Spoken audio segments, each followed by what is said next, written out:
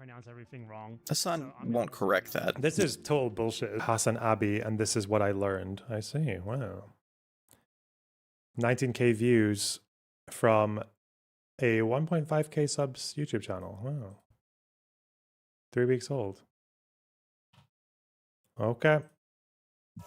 Powerful movements in history are fueled Got by... anyone you want to call out in the heavyweight division? Oh, you know it, lad.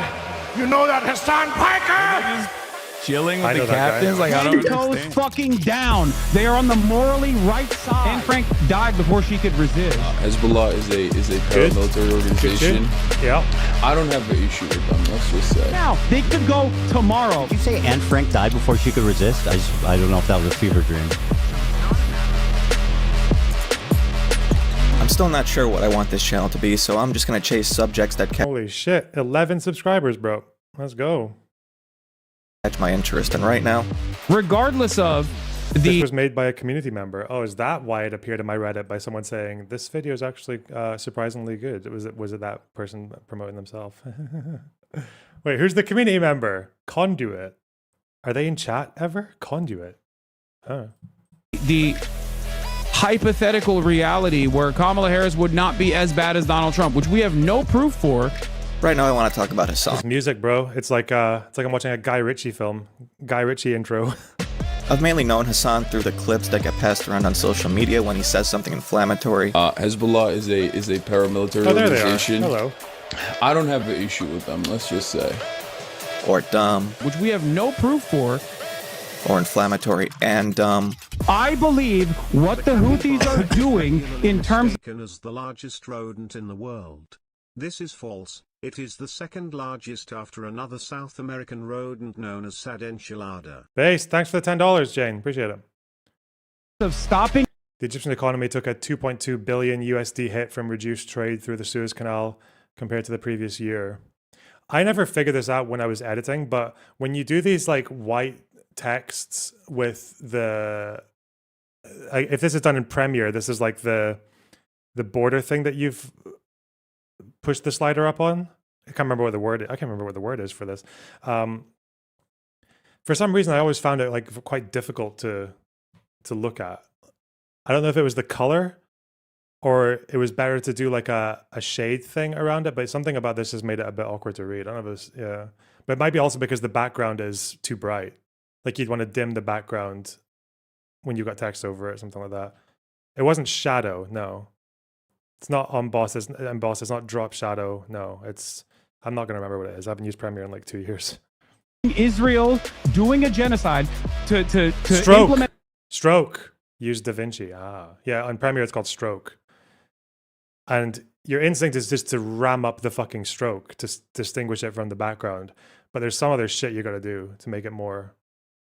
Yeah. A blockade on the Red Sea Silent error though. is a good thing. 10 toes fucking down. Hey, They're let's on the go. morally right side. Hey. And his go-to responses are that they're taken out of context, or people just don't get it, or you're a Zionist Nazi. And it doesn't line up at all with his appearances in mainstream media. Hutch said the same thing. He's getting roasted on his font. I think the font is fine, isn't it? The font seems okay. Yeah.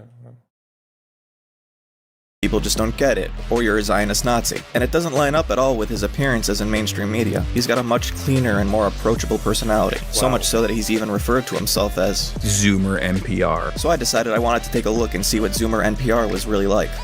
For 1 week, I would watch Hasan's stream start to finish and report back what I learned. Let's see how Zoomer NPR stacks up to regular NPR.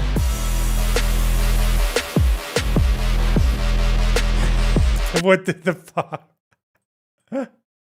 I don't recall this quote. You can call me a terrorist, but you can't call me a liar. I mean, you're kind of both, but okay.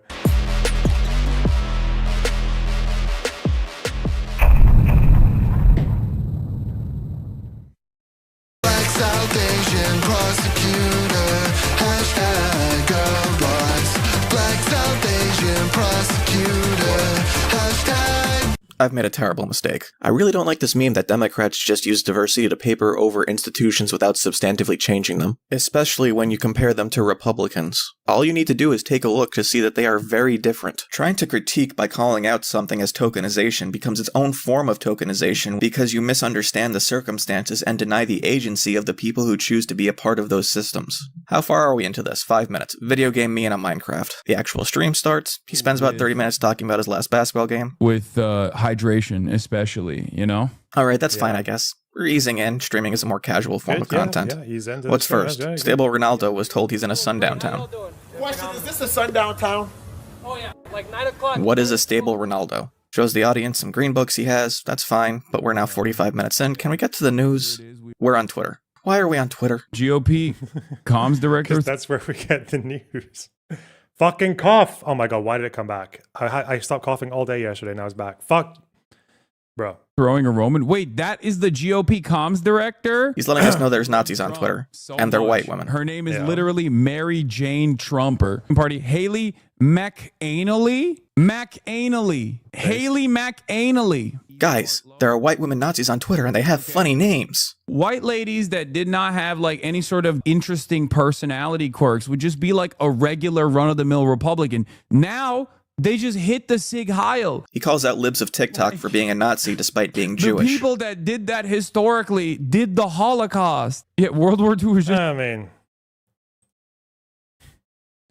Would you call Kaya Rychik a Nazi? Probably. Definitely a fascist.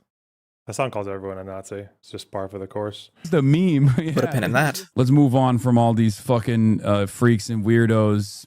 We're an hour and 15 minutes in now. Where's the news? Why is Zoomer NPR just a curated Twitter feed of Nazis? And we're looking at more Twitter Nazis.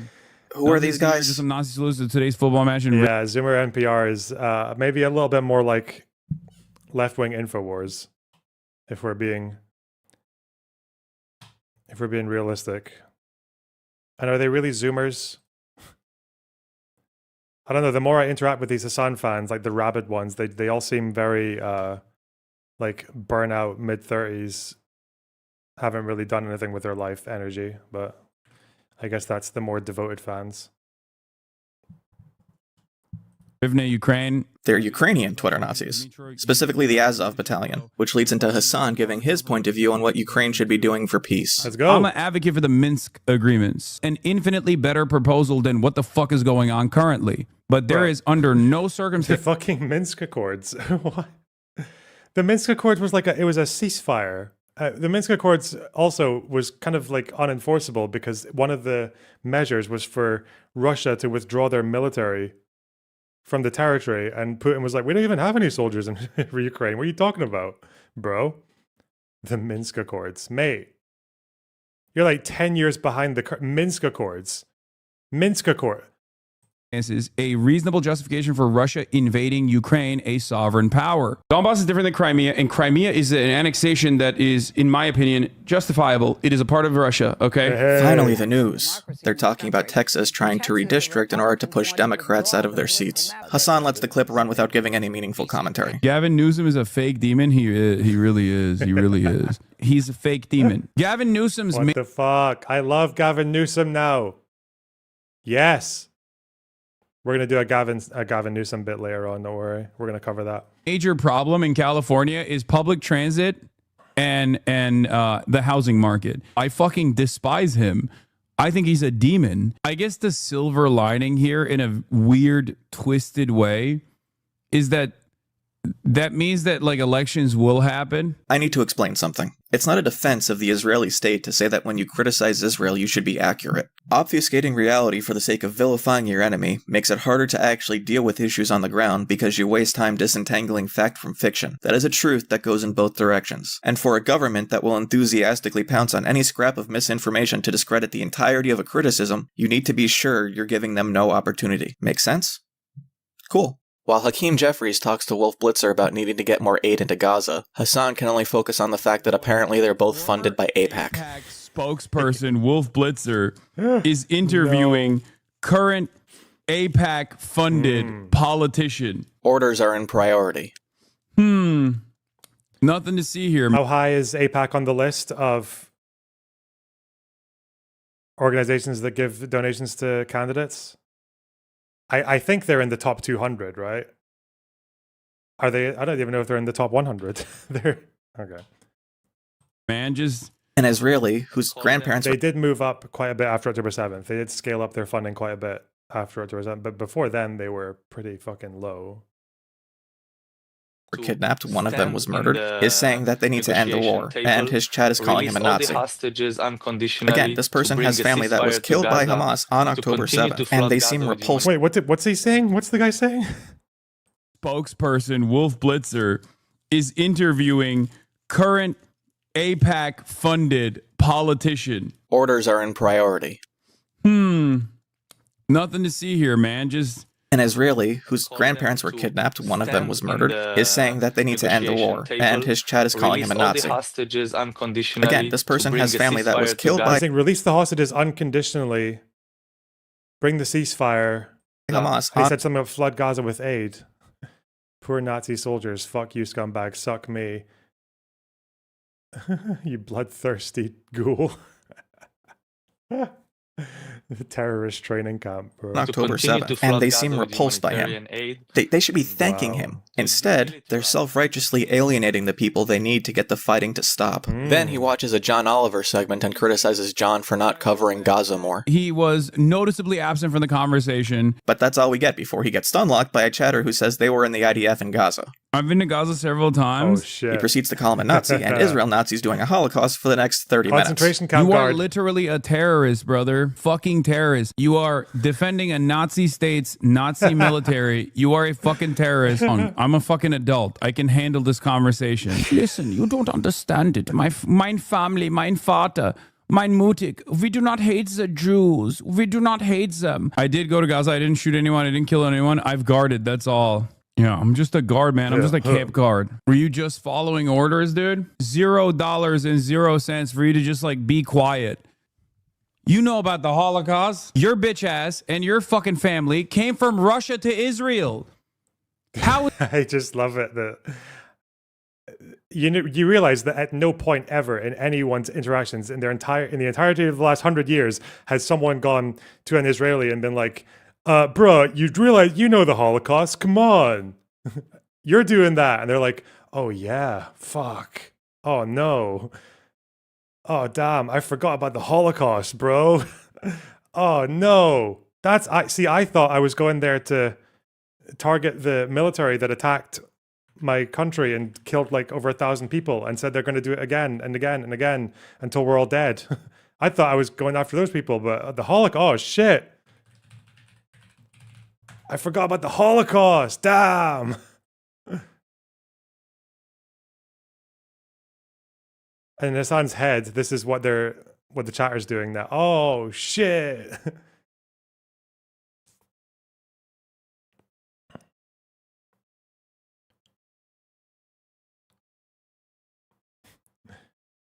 Oh, the Holocaust.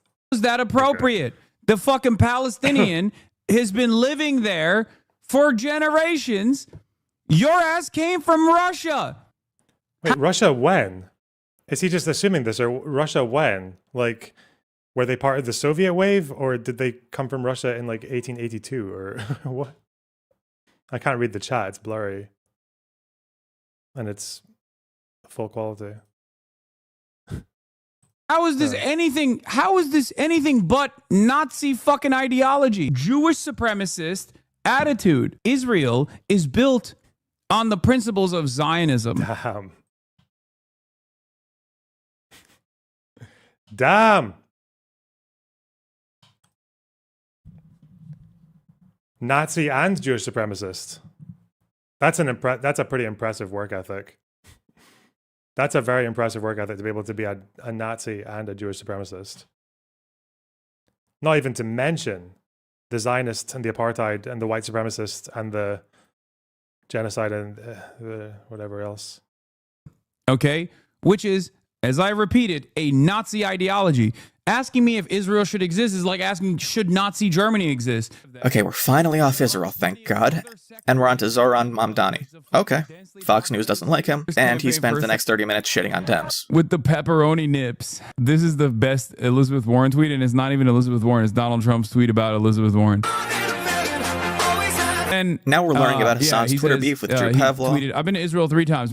Okay, now we're on to Trump is putting tariffs on India. No, Drew he's still Pavlov talking about is Drew. literally about to go to jail. And I just- think he got like a $1,000. Okay, now it looks like he's talking about the news. That's nice. Anyway, he finally hits play on the video and he walks away.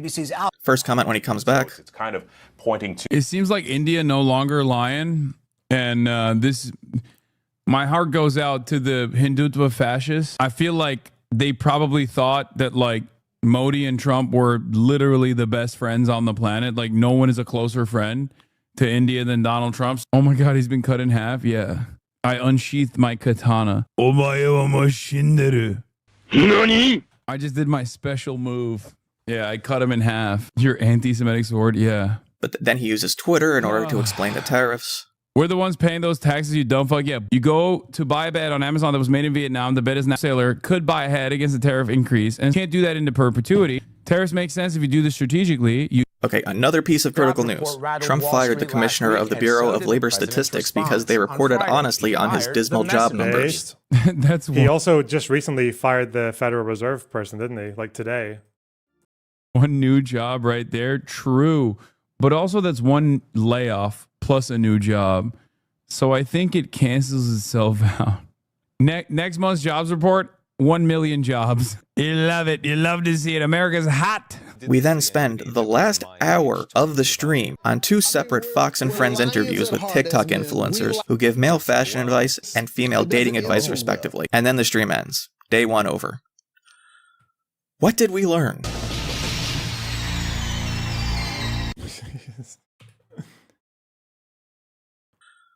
What did we learn? Oh, shit. We learned that Democrats are corrupt, Israel are Nazis, green books. Okay. Claudette Colvin was born September 5th, 1939 in Montgomery, Alabama. Crazy. While in high school, she joined the NAACP Youth Council, where she would meet another Montgomery native, Rosa Parks. Wait, pre-watch. All right, another day. Let's get... Wait, was that just like a little tidbit in the... Are we Quentin Tarantino style? Okay. Nice. Does she come? She comes back. Yeah, okay. Sit it alone. Hey, I see what you did. Hey. Nice one. Okay, what's going on today? I watched the first episode of King of the Hill. It was all right. He's going to debate Charlie Kirk. Dartmouth, where I'm going to be debating Charlie Kirk. And apparently Epstein had a photo with Castro. He's really disappointed about that. How the fuck does he have a photo with Fidel, bro? This hurts. This hurts so much more. This hurts so much more than Chomsky. Hated some of y'all's faves are going to be implicated. Like, first news story: Sarah Huckabee Sanders visits the Western Wall. Literally, this is the one thing about Judaism that I do not know. Like, I mean, I've learned deep lore on this broadcast about Sukkot, about the citrus, about the stick and the tent. It's just a holy wall. I don't know. Wait, what the fuck? You don't know either? How do you not know? Bro, wait, you don't know what the wall is? The Western Wall? Wait. That's not like he's not doing like a... I can easily believe that he is that ignorant that he doesn't know why Jews care about the Western Wall, the Second Temple and shit. Is there like something underlying that? Because obviously if you go into like PLO or Hamas territory or like Islamic or like Pan-Arab territory, then the Second Temple is fake, right? That's their whole thing, that there's no temple underneath the Haram al-Sharif. It's like doesn't exist, so it's quite difficult to negotiate the Temple Mount with like the PLO or Hamas because they don't think it's real. is he just doing that? And obviously, like the Ottoman Empire, because which was based for Muslim-Jewish relations, they didn't let Jews go there for like hundreds of years. How would you not know that? It's been 2 years, bro. Actually, 10 years that Hasan's pretended to have cared about this. What? You're Jewish. Why do Christians go there and like cry and stuff? I'm gonna be real. It's not much. It's the outside wall of the Second Temple. This is the Temple Mount, mega holy, great place to pray. How has he been doing commentary on Israel-Palestine for so long and he doesn't know about the Western Wall? It's one of the main points of contention and negotiations for the two-state solution. It's just the wall, man. Calm down. Like politicians are doing the classic like Can we say that about Al-Aqsa? It's just a mosque, bro. It's just a building with stuff in it.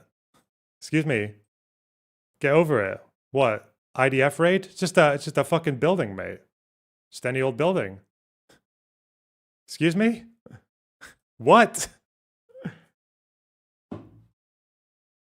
Go into Israel to show how fucking to show how much we love Israel routine. That's it. Okay, an hour and 20 minutes in, actual news. Trump is on the roof. Oh, he's getting up there. Doesn't do any Just a rock.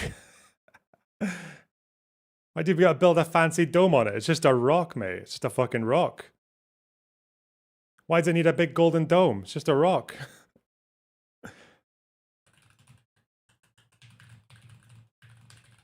You know, one thing I don't know. The stone that the dome of the rock is built around, can you actually, like, is the rock, can you see it? Or is it buried? Is it underneath? No, you can see it. Okay. Yeah, so when you're in the dome of the rock, you see the rock. Okay, cute. What is this picture?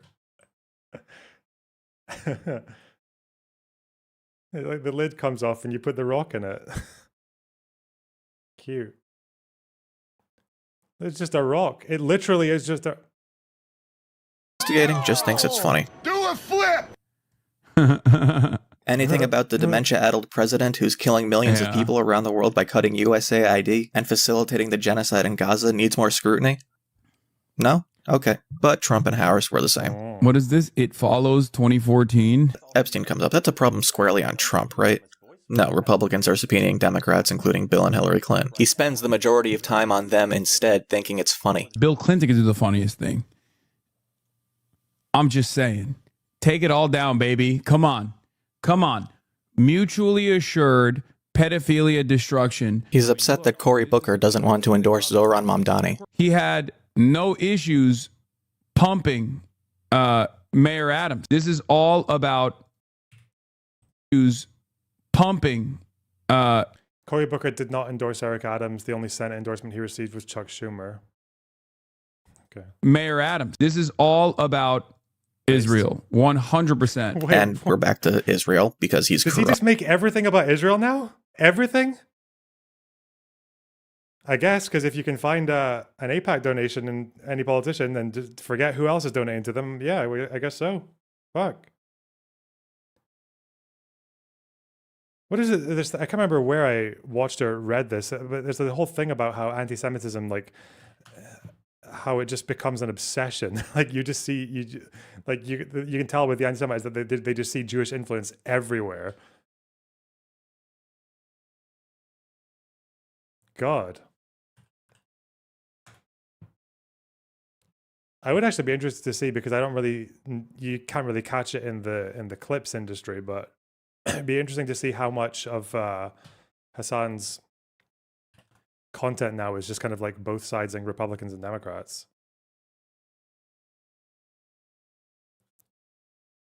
Or if anything, even just like enjoying the shit that Republicans throw at Democrats, like enemy of my enemy. Because of AIPAC. And Israel is not even just about Israel. Israel is about democracy. AIPAC money is consequential. It is important, especially at a time like this. In late recording, Cory Booker says he and AIPAC president text message back and forth like teenagers. AIPAC is simply a representation, tip of the iceberg, in terms of how pervasive Israeli lobbying efforts are and how pervasive Israeli influence is in American politics. This is Professor John Mearsheimer. He's a political science professor at the University of Chicago. In 2007, he wrote a book called The Israel Lobby and U.S. Foreign Policy, which was about the Israel lobby and U.S. foreign policy. The argument of the book is that Israel leads American foreign policy in the Middle East at America's expense. Not quite Mossad did 9/11, but it's still pretty inflammatory. Today, he's going to tell us about the Greater Israel Project.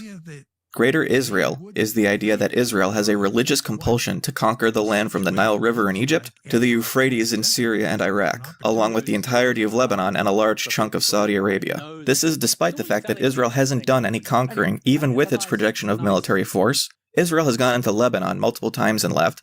It gave Egypt the Sinai for peace. Jordan administers Al-Aqsa Mosque in Jerusalem. And despite bombing Syria, the IDF has actively removed Israelis who have tried to set up settlements across the border. This does not make West Bank settlements minor in comparison, nor is it excusable for the way that it has made reconciliation needlessly harder. The point is that it lacks historical evidence that Israel's plan has been to rip up... Another thing I've noticed from reading about early 1900s Zionist Arab relations is that this accusation has been made from like day one. It's basically from day one, opponents of Zionism would claim that they were planning on conquering like all of yeah. I think Palestine to Iraq was a big one. That would be here, by the way.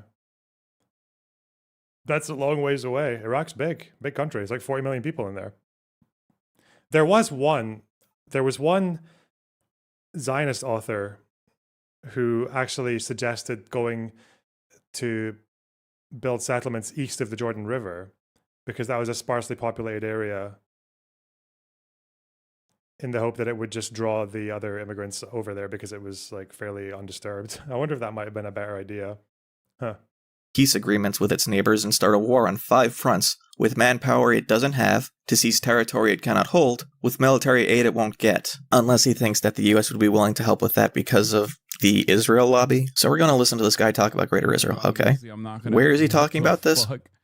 Tucker Carlson, hey. We spend 2 hours listening to Tucker Carlson's podcast uncritically. Hasan will tell you that Tucker is a fascist. Tucker Carlson is not an ally, and I will explain to you why over and over again. He'll just also tell you he agrees with everything they're talking about. Everything from here on out, he's cooking with gas. He's 100% correct. And not once will he ever consider putting those two thoughts together. Remember that? Yeah, it's just a total coincidence that I think this guy, Tucker Carlson, is a Nazi, but I agree with him on the Jews. This Nazi is right about one thing, and it's the Jews.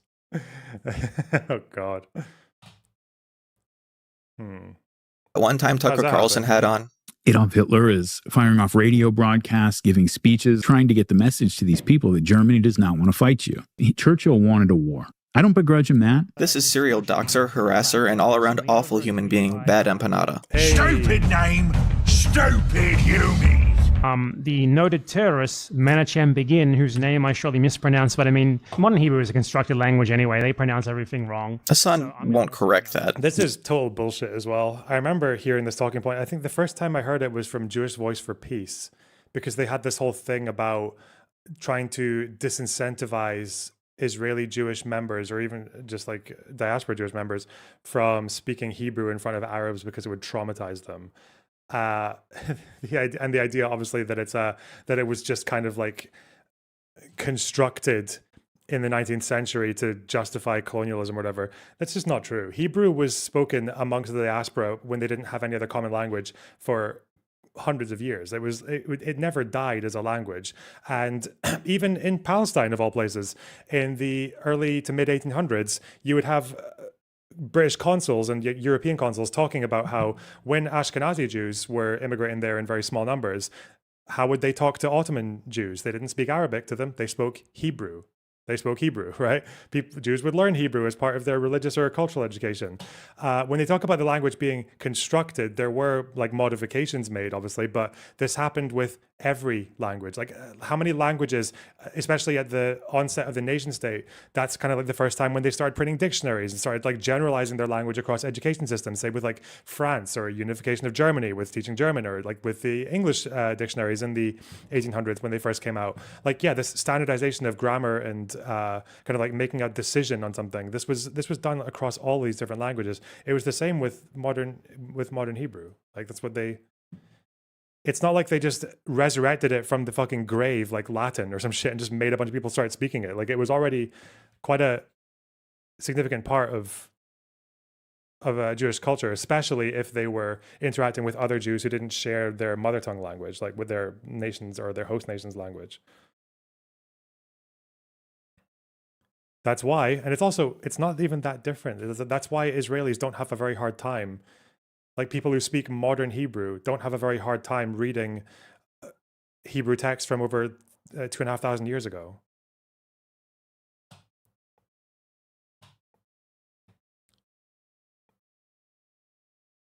Little obvious anti-Semitic tidbit, but his chat certainly seems to like it. Uh-oh. But he will correct one thing. Ronald Reagan was an extremely Trumpish president. He was just better on camera than Trump is, because he was an actor and Trump isn't. And he Wrong! Donald Trump is a TV guy as well, and that's the reason why he's very telegenic and very charismatic. I disagree with Bad Empanada. Nobody's seen anything like it, even though they've done it twice before.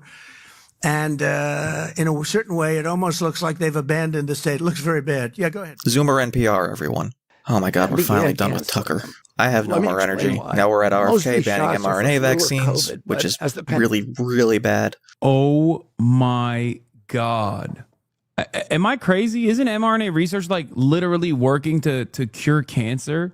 A Jeffrey Epstein associate is molesting the field of...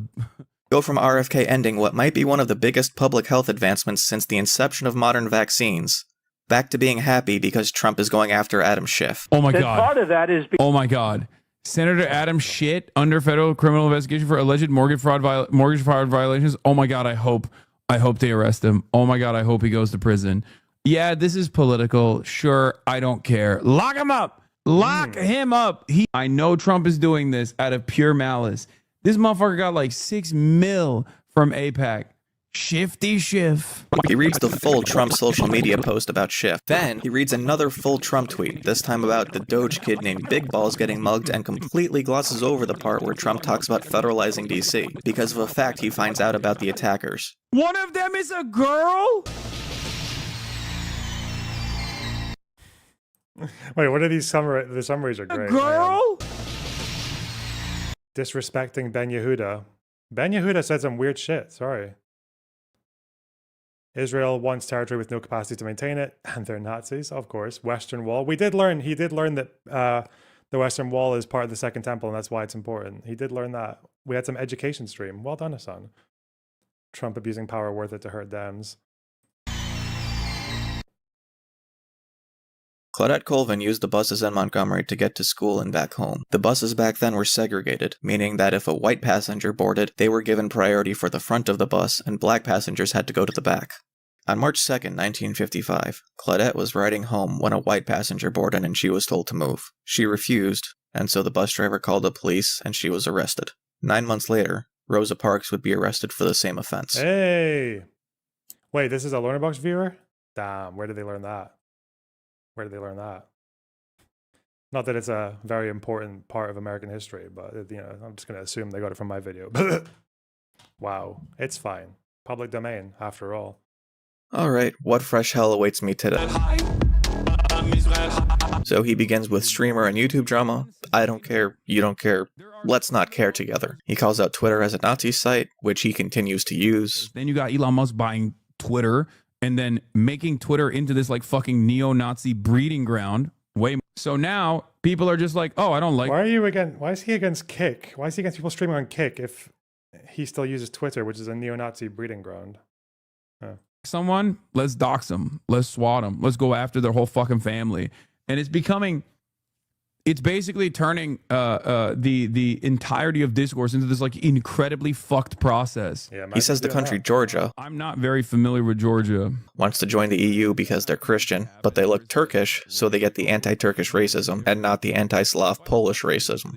Georgians look fucking Turkish. Okie dokie then. I feel like there's some backstory here he could elaborate on to not make that seem like a bizarre tangent. You know? But instead we look at an article in the New Republic about Hasan. He says the media hits about him are coming because the media was objectively wrong about the election and not because he's paying for PR. No, it's probably because public perception on Israel-Palestine and Israel. How could I forget? Once again, we almost get to the news, but we are sidetracked back to Twitter for a Fox News video about an ICE raid. There is no real democratic process here. That's Zoomer NPR readers, those 18-year-olds who daily digest NPR and are a bit bored of it and want something a bit more rough around the edges. They yearn for the terrorism. It's going to be a new theme here. Companies don't actually care about any of this shit either. They never cared about woke. Quick aside about companies not caring about woke. You might think rainbow capitalism is a cheap way to get public sentiment on the side of corporations so you'll buy stuff. And you're right. It's also a good thing that public sentiment is on the side of inclusivity and empathy to the point that it would make people feel motivated enough to buy stuff, which, if you believe we live in a hyper-consumer society, would be the highest form of love. And I said that at the time. I was like, this is all fake bullshit anyway. Finally, we reached the news. Right, we're going to start off with Ghislaine Maxwell. Fuck me, we're back to Twitter. So that he can call Trump powerful for punishing corporations. He'll just be like, I'm revoking your federal contracts. He criticizes the Trump administration for prioritizing ICE over the affordability crisis. The fucking affordability crisis. He says America could be a force for good. I mean, it always sucked, but it never sucked this hard. America could be a force for good. And uses China as a comparison. Like China does this, China does that. China has like incredible social repression. And then refusing to look at any of the good things that the Chinese government has done. High-speed rail, constant focus on like developing American infrastructure. Infrastructure. Force for good equals infrastructure. Infrastructure. Like Biden did. Infrastructure. Excuse me, I need to go do something. On the things that we fantasize China is doing with regular frequency, some of which it is doing, and many others it's not even doing that we're doing here. Okay, I'm back. And now we've actually finally reached the news. Ghislaine Maxwell, who is definitely a trustworthy individual, by the way. Trump could just be like, I'm innocent. I told Ghislaine Maxwell to literally say I'm innocent. What comes of that? The only way that there would be movement in a positive direction on this issue is if like people got so mad that he like openly admitted this, that there were fucking riots on the streets and his base was participating in the riots. It would not be because the Democrats have pushed for like an impeachment or some shit like that. We only have one another. You have no trust in liberal institutions. I mean, I want to trust them, but how can you? do. And I'm sure you're desperate to trust liberal institutions. Just so you know, you trust liberal institutions every day, right? When you made the transaction to get that fucking mansion that you live in, when you use your car, like you trust liberal institutions every day. When you use Twitch, like when you take all these fucking super chats in, you're trusting these are liberal institutions that do this, Hasan. You've kind of chosen to live and stay in the country that does liberal institutions more than like anywhere else, really. Democrat Party's complacency. They talked about Texas Dems leaving the state in the clip you were watching not even 10 minutes ago. Weren't you listening? Oh yeah, I guess not. Corruption has always existed in American politics. When you let go of the aesthetic, all of a sudden people are like, well, wait a minute, this is fucking criminal. This is a criminal enterprise. What the hell's going on? And people get mad. Chatter actually calls him out for his both sidesing. And what's his response? You are becoming a smaller and smaller sliver of society. Like the idea that this was somehow the left's responsibility. Like, no, actually the left was pushing the Democrats to fight. Myself. Pin the vid link. Wow, okay. There you go. I was going to do it at the end, actually, but, you know, because we haven't fully reviewed the video yet. We don't know if the rest is going to be shit. But okay. Included in this. Look at the Democrats now. They're not fighting. Democrats who left the state. That's why people voted for Trump, because they wanted change. He was already president once, Hasan. Why do you think the cheers at Harris rallies were for "we're not going back"? The framing of this moment is so perfect. They have no dream of a better tomorrow. They have no design for a well-functioning society that actually does right by every single American. So they don't communicate that at all. You're just the lighter version of Republicans. Great. I don't want that. We know Jeffrey Epstein might be related to foreign... We'll take a lighter version of the CCP, though. Oh, God. We're going to make Epstein about Israel? Oh, for fuck's... Man. Intelligence, but it's certainly not Chinese, okay? The foreign intelligence that Jeffrey Epstein is associated with is Israeli intelligence.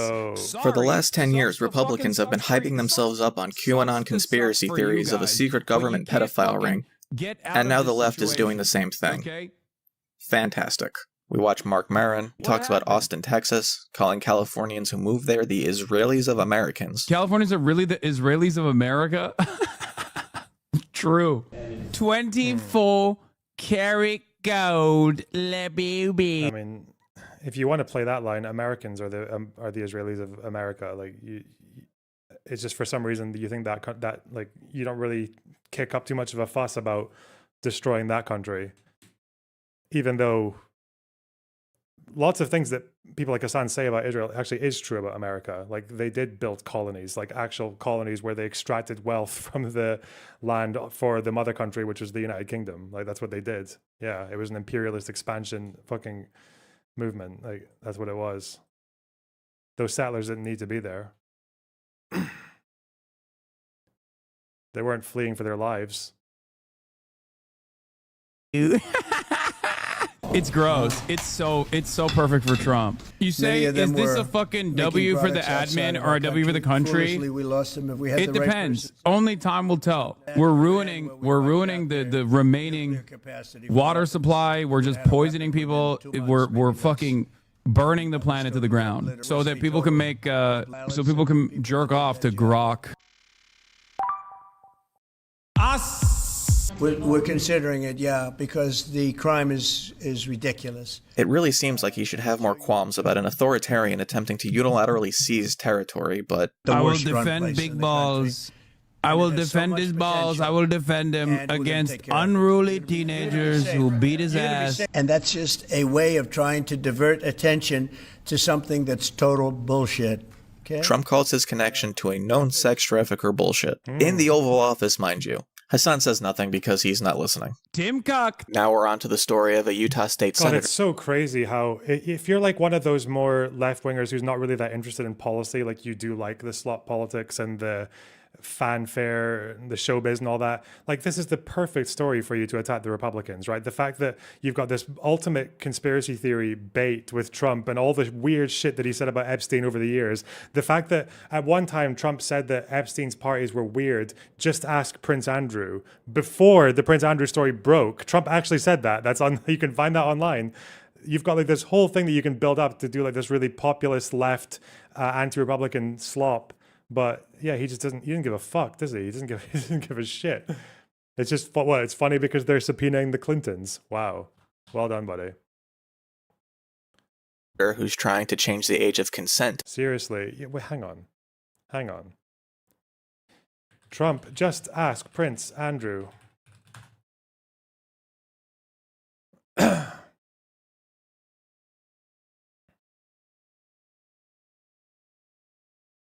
Quite an old one. Comments made by Donald Trump on Prince Andrew have resurfaced just weeks before the president is due to meet the Duke of York's brother, King Charles, and the royal family during his second state visit to the UK. Donald Trump said to ask Prince Andrew when questioned about Jeffrey Epstein's cesspool private island. He called Prince Andrew a lot of fun, according to a republished story from People in 2000. Yeah, let's see. See when the date of this. Donald Trump once described Jeffrey Epstein's private Caribbean island as a cesspool, saying, "There's no question about it. Just ask Prince Andrew. He'll tell you about it." The comment has resurfaced. I think this was in the Telegraph in 2015.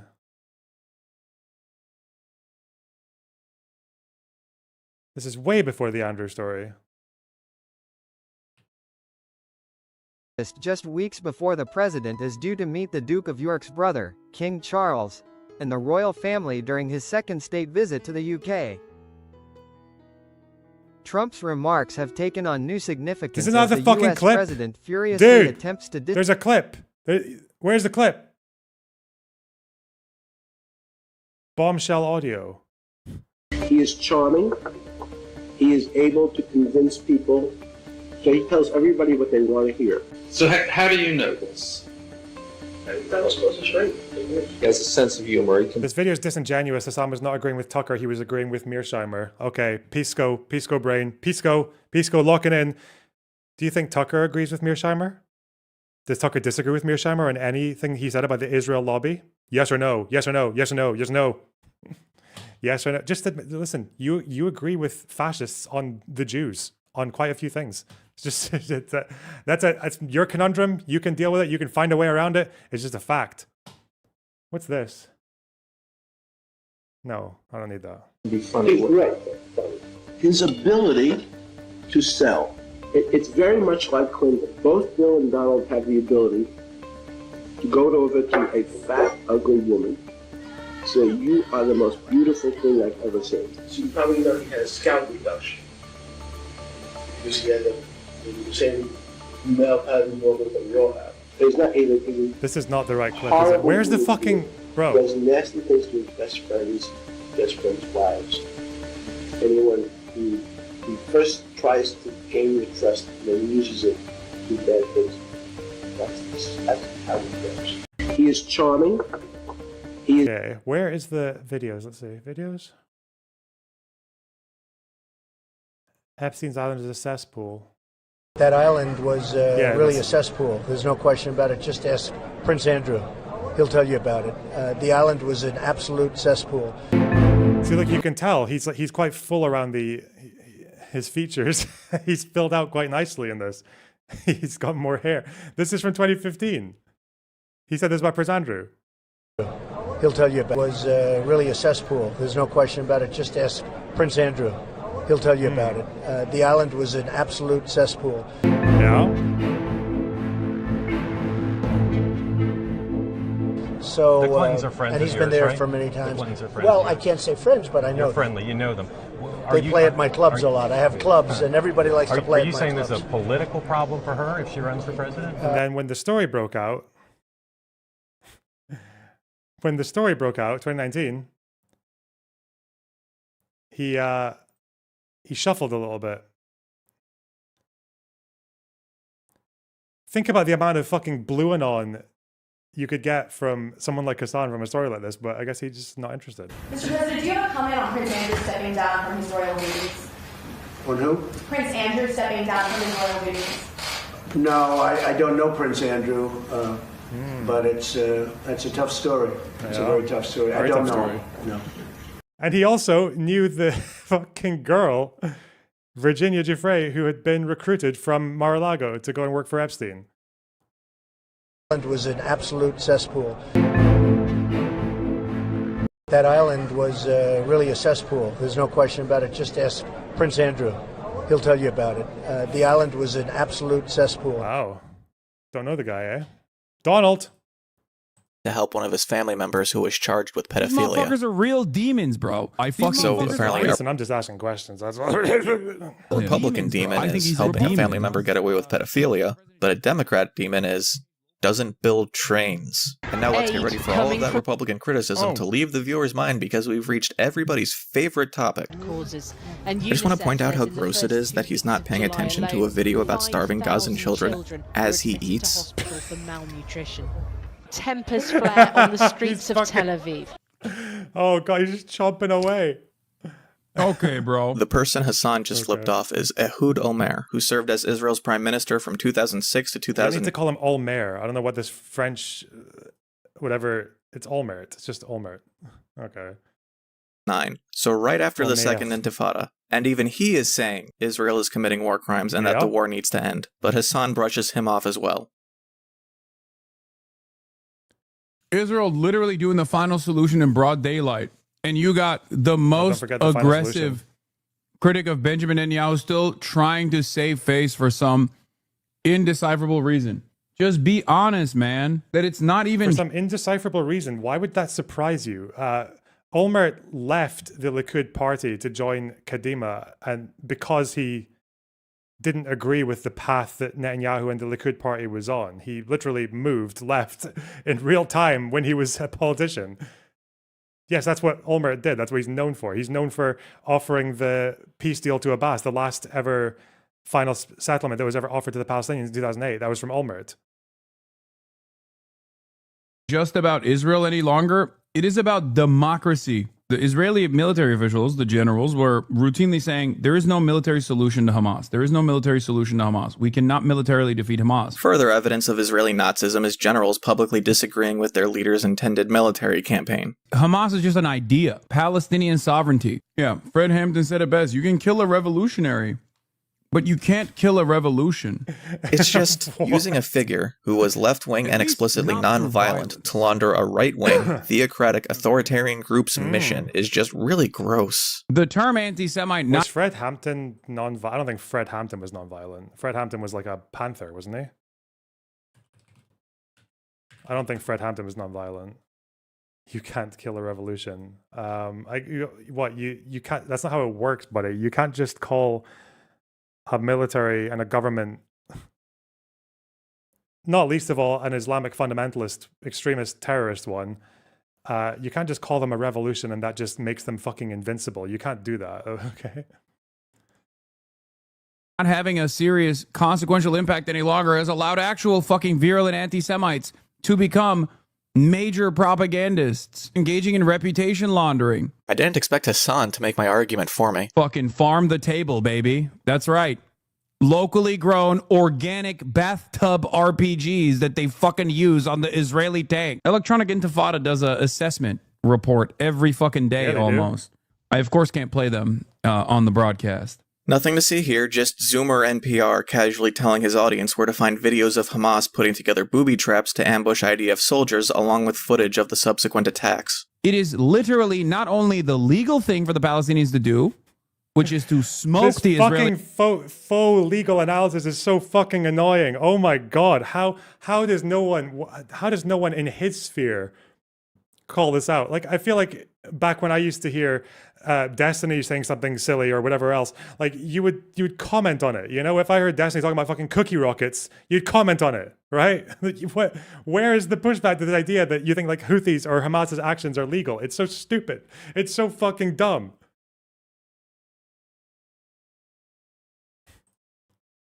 Ugh. Not that you care. Why are you pretending to care what's legal and what's not? God.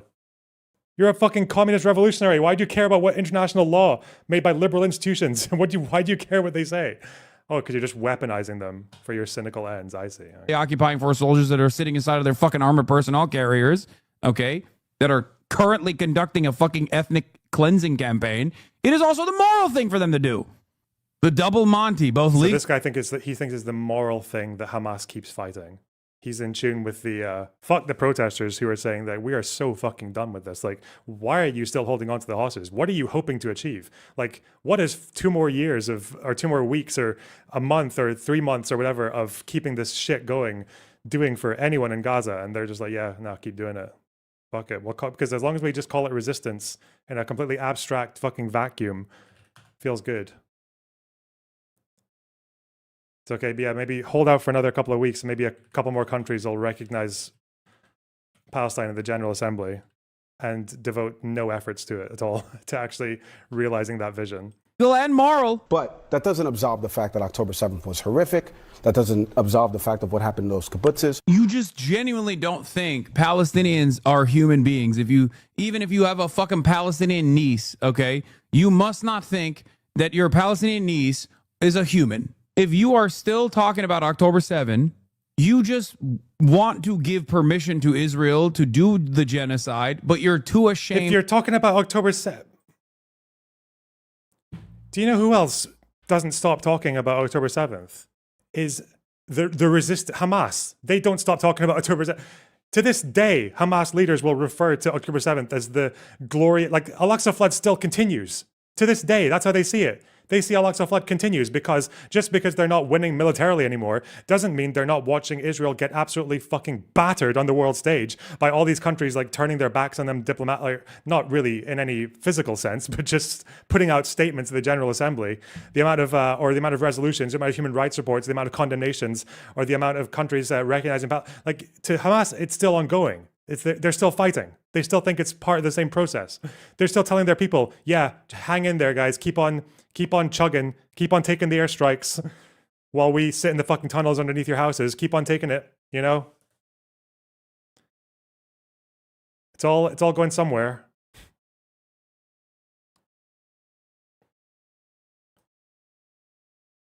What was this one? This was one of the leaders in Qatar on his Facebook page.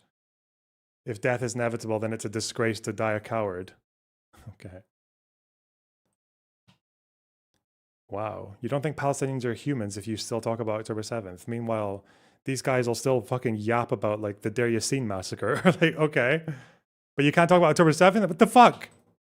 To stand 10 toes down and say it. I'm an advocate for the Minsk agreements, an infinitely better proposal than what the fuck is going on currently. The transphobic joke is a nice touch. She actually went through gender confirmation. Yeah, Sargon of Mossad. Next, we watch a video of a guy asking people if they're Hasan fans. This takes 45 minutes. Then we're on to a video about drama with the YouTuber Mudahar. Then Chris Cuomo thinking AI AOC is A-OK. And finally, it's over. What did I learn today? That migraines hurt a lot. I'm going to go lie down and think on my sins.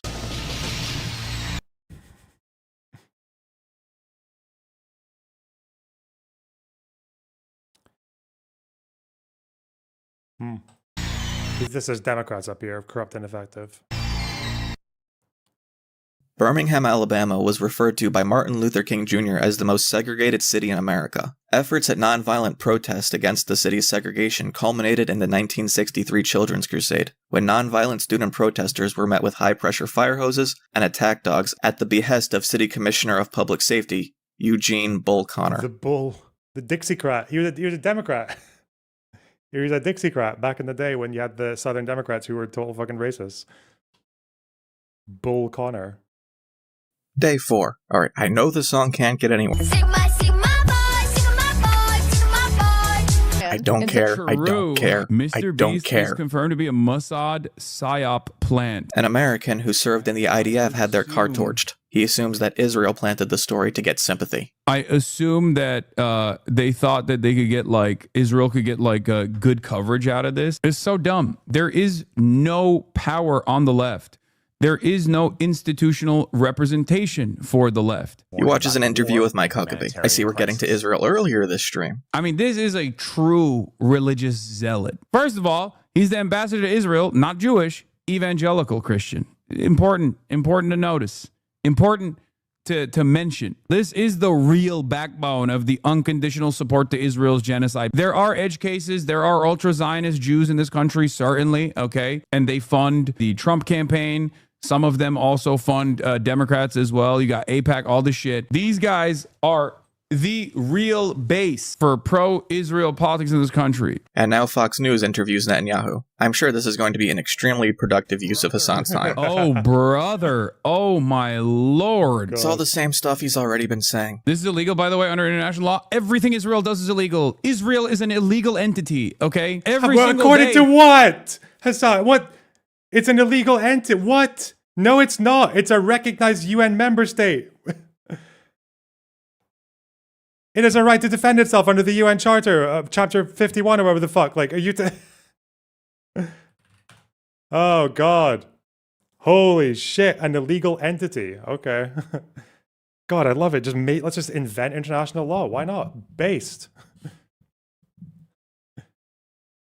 Illegal entity. Teuton. Where is he? I need a Hasan defender to justify this for me. It's an illegal entity. Really? You're going to nitpick at like some fucking... What apparently he was praising Mearsheimer, not Tucker Carlson, even though Tucker Carlson was agreeing with everything Mearsheimer said in that interview. Let's leave aside that technicality. Can we justify this? An illegal entity? Why? Why are you just making shit up? Why? Why? Fuck me.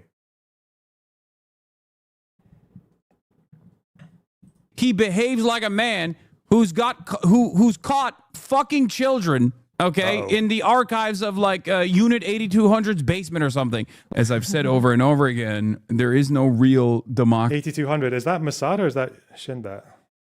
I actually don't know. Or is it completely separate to both of them?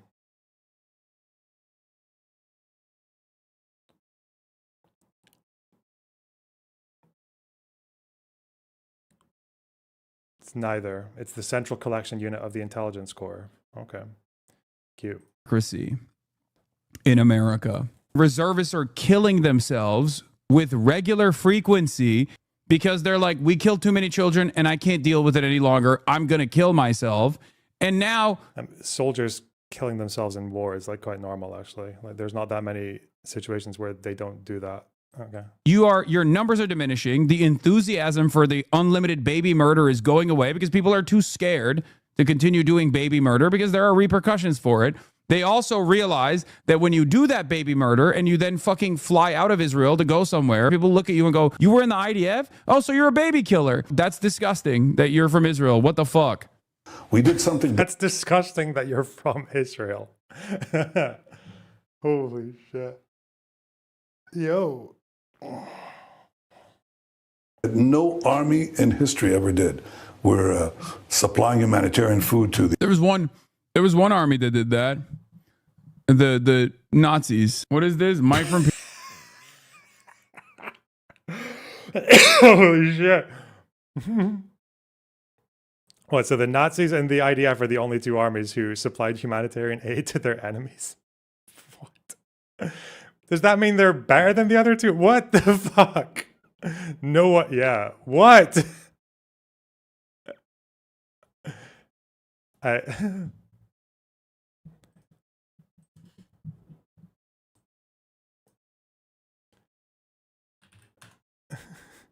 Also, in the siege of Leningrad, or when they were besieging these Soviet cities, they literally like tried to starve out the entire, like it was their plan to starve out the entire city. Like the siege of Leningrad and shit, like 1 million people died. Like nothing was allowed, no food, nothing was allowed in. Do you know who else did that? Hezbollah did that. Nothing allowed ever, nothing. PA just spent 5 hours apologizing for using the word demonic. Yeah, I'm not speaking on his situation, but the Israeli Defense Force is conducting a genocide. I'm not saying an entire ethnicity of people or even an entire nation of people are demonic or anything like that. So don't try to fucking slam words. Kind of just did that. Oh, is he disavowing Mike from PA? Oh no. Poor Mike. Words into my mouth. The enthusiasm for the unlimited baby murder is going away because people are too scared to continue doing baby murder because there are repercussions for it. That's disgusting that you're from Israel. What the fuck? Overseas, but are worried about their safety. Recommendation include: don't make your Israeli identity obvious. Don't wear shirts with Hebrew, and think twice before walking with a kippah or tzitzit, garments that are worn by religious males. Don't tell strangers that you're Israeli or Jewish. Don't post your travel plans on social media or revealing information / post about your trip in real time. Ew. I'll leave you with just one question. Is there any country that needs to warn its citizens to hide their identity when traveling overseas? There is currently, as it stands, okay, there are countries that I suspect do this. Russians probably, to a certain degree, do this. Americans also experience a level of shame, so they will claim that they're... Isn't that the guy that, can't stop eating cornflakes and also refusing accountability? Good to see you streaming, M8. Also, wow. Wow, thanks for $10. Really appreciate that, TV. Thanks so much. Don't forget the goal, guys. We've got 1 hour left in the goal. The goal needs a lot of fuel right now, okay? Come on. Empty your fat ox bellies into my bowl. Canadian or whatever, but you're doing a genocide. Like, what do you mean? Of course there is going to be enmity. Of course there is going to be anger and resentment. Hasan completely misses that visible traits listed would only prove that a person is Jewish. Oh, the kippah, yeah. Are a Nazi country doing a Holocaust in real time and simultaneously crying about how anti-Semitic people are for not letting you do your... I really want to dig into why where this Holocaust inversion shit came from, because there are so many atrocities that have been committed in the last 75 years that have been so much worse than anything Israel's done, and you never see this obsessive, like compulsive Holocaust comparison ever come up for any of them. I've never heard someone talk about, like, to this degree, the way people talk about Bosnia or even Rwanda or anything. How many people come at, like, or even Syria? How many times do you hear like this level of obsessive fucking Holocaust weaponization? People do it for the Nakba, a war which lasted like almost a year, and I think the number of people who died on the Arab side was like, what, 10,000, maybe less. It was between 8 and 12,000, I think, roughly, depending on whose estimates you go with.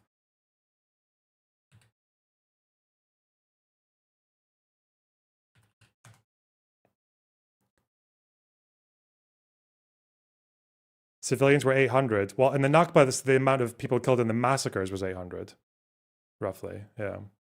But in the whole war, including militants, it was like 10,000. Which compared to conflicts of those sizes in that time is not many. It's not many at all. Even the Arabs didn't kill that. Like the Israel-Palestine conflict, just compared to even bordering countries. Even the fucking phalangists, who actually did take influence from Spanish fascists, even them, I don't see them get compared to Nazis as often as Israelis do. The Lebanese civil war estimated 150,000 fatalities. I think Israel-Palestine is maybe just about overtaken that now with Gaza. And that was a civil war that lasted 15 years. So in about 140, and about, 100 and something years of fighting since 1881, Israel-Palestine has just about overtaken Lebanon. They are probably never going to overtake Syria, at least in the near future. And those are two countries that border Israel, but the Nazi shit just doesn't come up like to this degree ever. Why? Holocaust with loud cheers. The fuck? Of course people are going to be like, you're Israeli? Oh, gross. The fuck do you mean? What is the expectation here? Is the expectation here that like people just like cheer when they hear that you're, that you're be Israeli Palestinian? They could be Druze. They could be Druze as well, but I guess they're also complicit, right? Yeah. You're coming from the country that is now most known for baby killing? What the fuck? If you want to do reputation laundering, you have to tell the Israelis that we hear from on a daily fucking basis to stop saying Hitlerian shit in Hebrew, okay? But you call them Hitlerian even when they want the war to end. Even when they oppose the government and the military campaign, you still call them Nazis. Your chat still calls them Nazis en masse. Bro.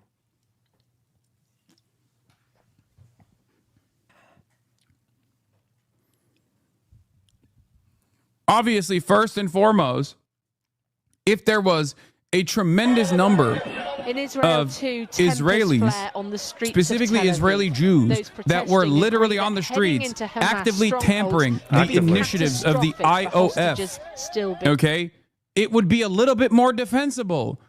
But that doesn't even fucking exist. It's like marginal. Half of them are in this chat right now. It's fucking ridiculous. Jesus Christ. All the indicators they warn about are religious or Hebrew. Modern Hebrew is a constructed language anyway. They pronounce everything wrong. For your sanity as well as mine, let's abridge this a smidge more. Every defender of Israel has one speed. Overly litigious crybabies. Implies Ezra Klein is racist for asking Mahmoud Khalil about October 7th. I was, when people were like, oh, Ezra Klein interviewed Mahmoud Khalil, I was like, oh, he probably... a point of interest that apparently Mahmoud Khalil kind of supported October 7th. That doesn't mean it justifies deporting him or anything that Trump did to him. But yeah, if you're going to be a public figure talking about the conflict, it's probably interesting whether or not you support an attack that killed 1,200 people in one day. That's okay. He didn't do the condom hummus shit at this point, right? It turns out, no, he did do that. He gets excited about the decor for the UAE meeting with Putin, talking about the architecture and the table more than anything else. Grandiose behavior and like massive halls and shit still kind of hits. You gotta have a weird fucking table. And I don't want any questions about the table. If you're gonna have a convo like this, it's gotta be on a table like that. Tables! I am anti-Putin. I do wish, however, we had like similar weird shit. Fancy ornaments that people literally fucking toiled away making and probably died in the process of building. Okay? That's what I mean. There's like a history associated with this. We do have that in this country, Hasan. You're just not going to like the examples of it. Your country has literally no history, no culture aside from Gunburger? No, I know. We read an article about Ukrainian support for the war effort, and he calls Ukraine a fleshlight. That's Continues nice. As a fleshlight. I didn't say that. You want to know why I didn't say that? because I'm not fucking stupid and bloodthirsty. Analysis: Putin's claim that war on Ukraine is the target Nazis is absurd. Here's why. What is this? This is my analysis too. It's so fucking stupid. I've never lent credence to Putin's idiotic claim that like he was denazifying Ukraine. Nothing to see here, just some Nazi solutions. I mean, you did say that you did massively overstate the presence of the Azov battalion. You said they were going to rise to prominence because of the war. How did that go, buddy? Today's Putin's compared it to the fucking Mujahideen and then the Taliban following. Had a claim that like he was denazifying Ukraine. Nothing to see here, just some Nazi solutions to today's football match in Rivne, Ukraine. It's incredibly important. And somehow I feel like on the left, I don't know how this happened online. Maybe it's because it's my other favorite male role model. Let's go. We tend to be younger or whatever, but somehow the party's messaging apparatus, it feels like it's kind of hijacked from people by people who... Hasan proves Destiny's point here about the destructiveness of leftist influencers. Till the Democratic Party changes and actually becomes an active fighting party, a party that actually cares about its citizens, a party that actually cares about its voters, a party that is actually predisposed with like improving people's lives. After 45 minutes of Destiny, there's another 45 minutes of stream, but it's worthless fluff, and I want to do something productive to counterbalance the neurological atrophy I'm experiencing, so... You mean your job is a grift, you do it well. I'm a grift engineer.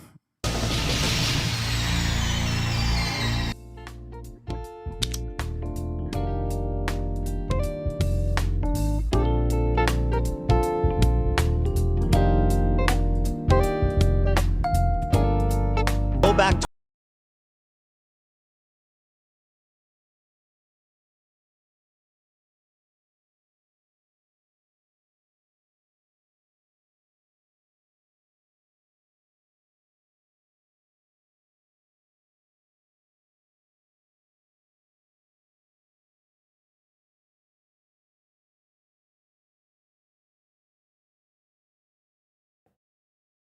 Hasan's constant usage of Nazi and Holocaust are not meant to evoke comparison and devastation.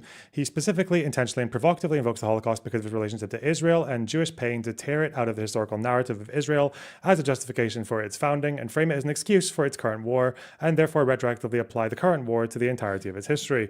He just wants Israel to be bookended by genocide to say that its existence is a perpetual and unjustifiable crime, that it was a continuation of the Nazis and the Holocaust instead of it being the best means, the least bad way for Jews to survive prior and in the aftermath. Well, only for about half of Jews. Only about half of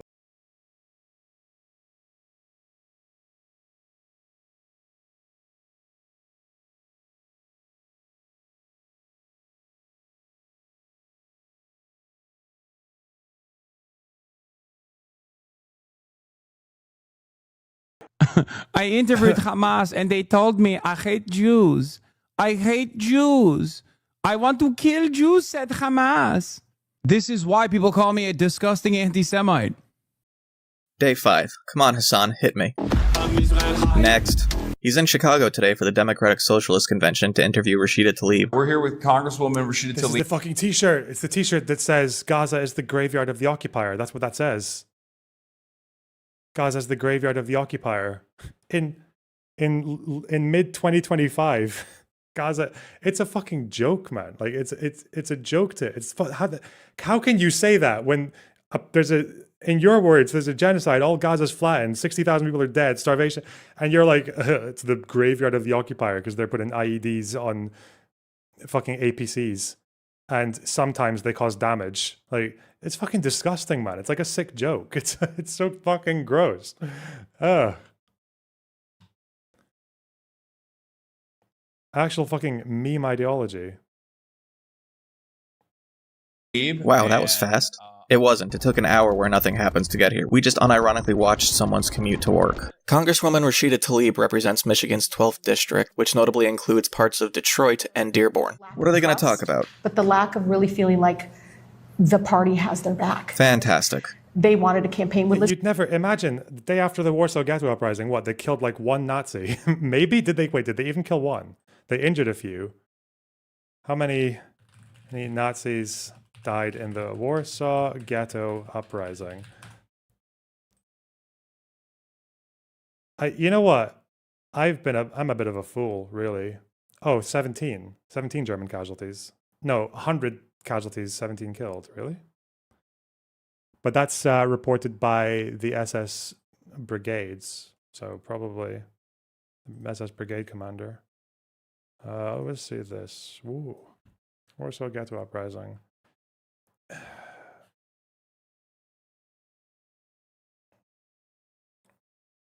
Well, a bit over a dozen. The Warsaw Ghetto is the graveyard of the occupier. You know what? If people want to use Warsaw Ghetto uprising comparisons, maybe you should. Yeah, just use them more often. Would you ever say that about the Warsaw Ghetto after the uprising? There was the graveyard of the occupier. Would you actually say that? And that would be in good taste. So that would be like a reflection of some kind of meaningful political ideology that isn't just a death cult. It's the same thing when people say that Gaza's the Warsaw Ghetto. It's like, but you also oppose Gazans leaving. Like you oppose Hamas surrendering, because if they surrender, then the Gazans will just get kicked out. It's like, wait, you think it's a genocide happening right now? So if the Nazis went to Warsaw and said, yeah, surrender, whatever the fuck that means, they weren't fighting them for almost all of the time in the ghetto. But if they just said surrender, and instead of killing you, we'll just deport you to Madagascar, would you not take that deal? Like, it's so fucking dumb. Yeah, if you want the Warsaw Ghetto comparisons, go full force with them.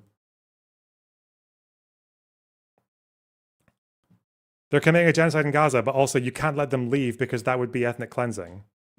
What? Cheney. Kamala did 3 campaign stops with Liz Cheney and gave no concessions in exchange. It was entirely about the importance of stopping Trump. I mean, I watched them botch the minimum wage and botch environmental protections. There were constantly like a revolving villain structure within the Democratic Party that would consistently spoil bills. For some reason, one Democrat voting against something is evidence of conspiracy, but every Republican of voting against something is just praxis, I guess.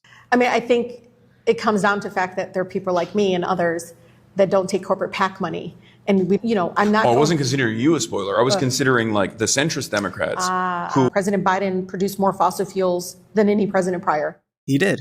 He also used that to push construction of more renewable energy sources than at any time previously, and to exclude that denies crucial context. Democrats are really good about keeping power and trying to keep power, but not using power. More shitting on Dems. They don't give a shit about the Democratic base. The so-called, I know you call them centrists. I mean, they're Republican-like folks within the Democratic caucus.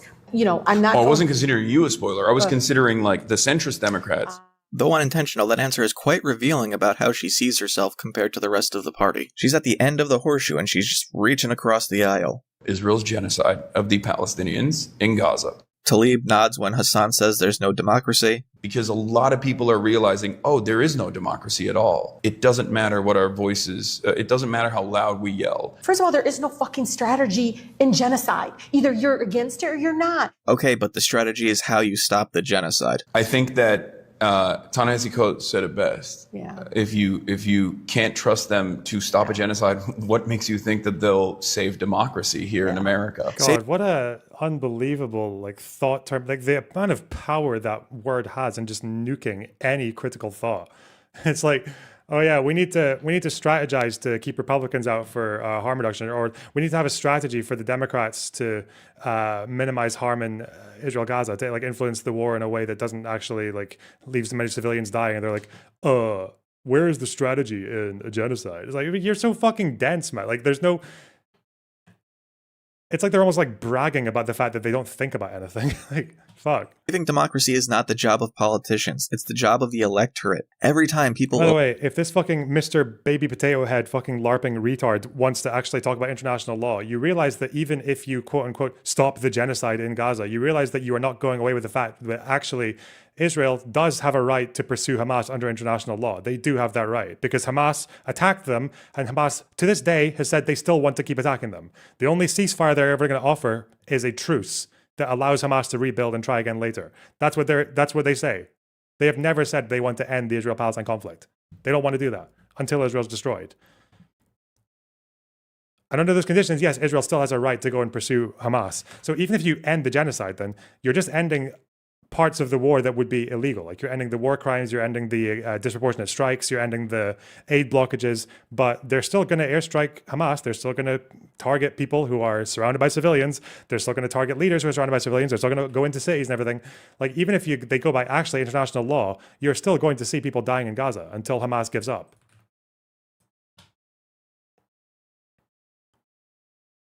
But that's, I guess, why? Because like to them, every single Israeli operation ever is an act of genocide. But yeah. Elect someone who doesn't seek to subvert the democratic process. They are saving democracy. What I like to call woke dual loyalty, where you're just like, oh, this person is Jewish. Of course they love Israel. And that's a good thing. Versus what someone like a neo-Nazi says, oh, of course those people love Israel. And that's a bad thing because they're Jewish. Democrats are really just trying to get the power back, right? The gavel. But they're not going to use that power when it comes, and it's going to be the same. Being engaged, no matter if it's the voting, because voting should be voting plus plus. I just don't want you to feel like there's no place for you all to be able Could to you use your reconcile voice those and thoughts push for me? back. I'm scared of the word intifada. I'm scared of this. I'm scared of that. Like, No one is scared of a college student shouting intifada, but people are rightly insulted that they'd call upon the memory of literally over 100 suicide bombings for a protest ostensibly about peace. Zionism is an exterminationist ideology built around ethno-religious supremacist values. So when people say like, oh, well, you know, I'm a liberal Zionist, like what do you mean? It's like saying you're like a liberal Nazi. I wonder what her Jewish constituents would feel about that. The interview ends, and the funniest thing happens. We don't really have a formal democracy at this point. We are going to elect a socialist mayor. We don't really have a formal democracy. I'm running for re-election. We don't really have a formal democracy. And even when we don't win, there is no democracy at all. Hasan meets some of his fans. After that, he meets up with the hosts of the Jam Pod for a school supply drive. We're gonna go get some food now.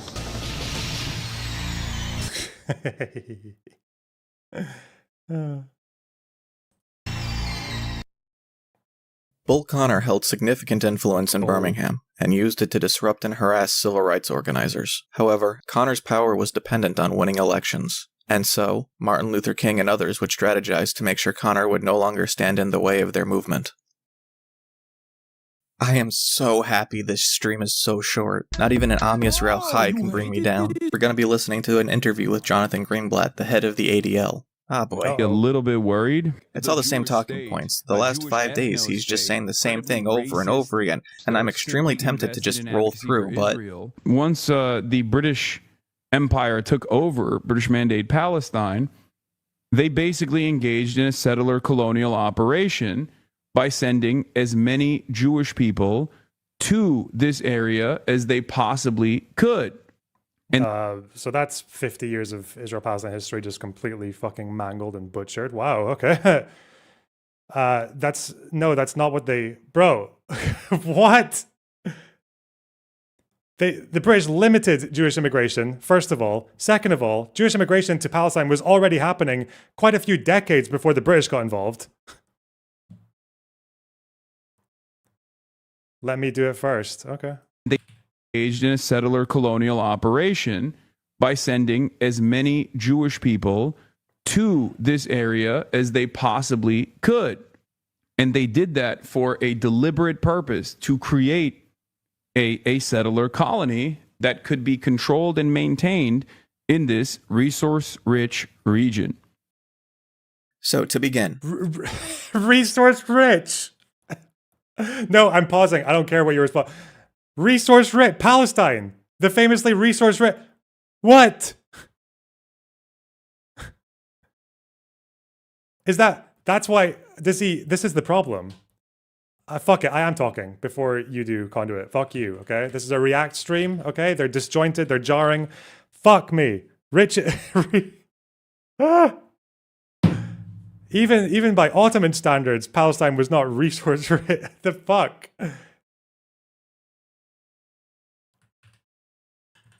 What, the oranges, the Jaffa oranges. The Iraq-Haifa pipeline. Yeah, obviously. Resource-rich. Not to be an asshole, okay? Palestine was not resource-rich, okay? That's not the fucking point of it. Really, of all the places in the Middle East that Britain could have set a bunch of fucking Jewish settlers upon, they chose Palestine? Really? The British have influence in fucking Egypt. They've got influence in Iraq, Syria, but they choose... Well, the French have Syria. And they choose Palestine for their resource... Mate. He's insane. He's absolutely fucking insane. This is why, by the way, I take issue with people just umbrella blanket statement imposing words like settler colonialism on countries like Israel. Because, yeah, you can say, oh, technically they were settlers and they call themselves a colonial movement and they established colonies. But it's like, the problem is that when you just use these abstractions, the point of those abstractions is they are a shortcut to understanding very complex history. So if you want to talk about France being a French settler colony or South Africa being a settler colony, you can talk about that because they sent settlers to live there, they extracted resources, and they held control over there on behalf of whichever imperial country was trying to extract wealth from that nation. Now, the problem is when you use that term and apply it to Israel, just because they were technically settlers and there were colonies, if you apply settler colonialism to Israel, you get this. You get this fucking idiot who hasn't bothered learning anything about British Mandate Palestine or even about the country, like in terms of its geographical layout and its resources, because then you would assume that, like that, you build that alt narrative, which is false. No, the British did not send a bunch of Jews, as many as possible, to Palestine. They limited immigration and specifically actually even offered the state back to the Arabs in 1939 because they wanted to play geopolitics and play the Arabs away from the Nazis. That's one thing they wanted to do. They also limited Jewish immigration to the point that boats were literally getting turned around as they were fleeing the fucking Holocaust under British rule. You had Zionists literally bombing British sites in the 40s because they were so at odds with the British goals. And it wasn't so that they could establish a resource extractor. What resource were the Jews extracting and giving to the British from Palestine? The whole point about going to settle in Palestine was that it was incredibly fucking difficult. A lot of these early settlers were just like drip fed off of funds from the Rothschilds. But even in that scenario, they were struggling. It was really fucking difficult. Like they had to live in fucking huts because they couldn't get land permits or building permits from the Ottoman Empire. Or they struggled with farming because a lot of them weren't even farmers historically. They went there to cultivate the land from scratch. They had to drain swamps. They had to depend on a lot of charity money. There was a joke that said, if you're a Zionist and you want to make a small fortune in Palestine, just turn up with a big one. You went there to lose money, not to gain money. You went there to fucking start from scratch and toil the land and and establish your presence there. And the reason that people stayed in large part was because to them, not because it was so easy to live there or because there was so much plentiful fucking Jaffa oranges or whatever. They stayed there because to them, it was the end of the road. They had just come from pogroms in Russia, and then they were forcing themselves to believe that this is it. We're not leaving anywhere else. This is like the Jewish homeland or whatever. Yeah, we're there. This is it. We're staying here. This is it's here or we die. Like, that's it. And that's what they did. That was how they approached it.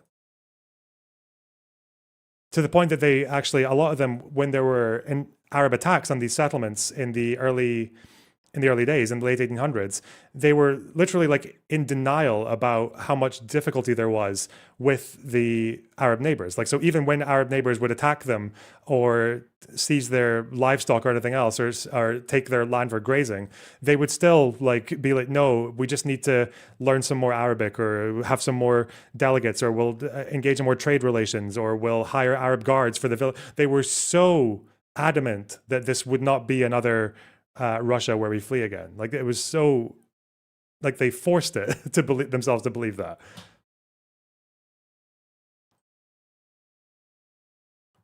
Resources.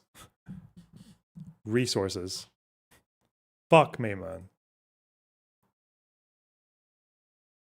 The Balfour Declaration of 1917, named for Sir Arthur Balfour, was Britain's written support for the creation of a national home for the Jewish people in Palestine. Prior to this, there were waves of Zionist immigration from across Europe wherein Jews would purchase land, sometimes at multiple times its true value, and maintain it themselves. In some places, this meant draining of swamps and marshlands in order to make it habitable and cultivate farmland. In other places, this meant the eviction of Arabs who had been working that land, sometimes for generations. Yep. This created tension that was exacerbated by the Balfour Declaration and coupled with rising Arab nationalism as the British took control of what would become Mandatory Palestine from the Ottoman Empire after the end of World War I.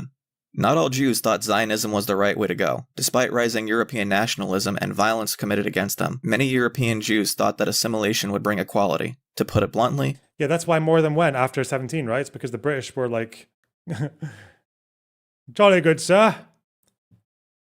A lot of fine goods, some fine riches in this territory. again, this is why you can't just retreat behind these umbrella terms like settler colonialism and just think you understand the conflict, because it's going to make you fill in a bunch of blanks that are not there. You can't just say, oh, it's settler colonialism, therefore, because then you're just going to assume it's this meme, isn't it? What's the meme of the soy jacks pointing at Indian spices? This one.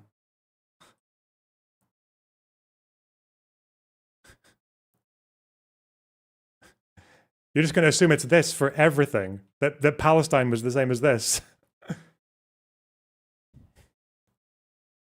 Why would they send Jews? Why wouldn't they send their own people?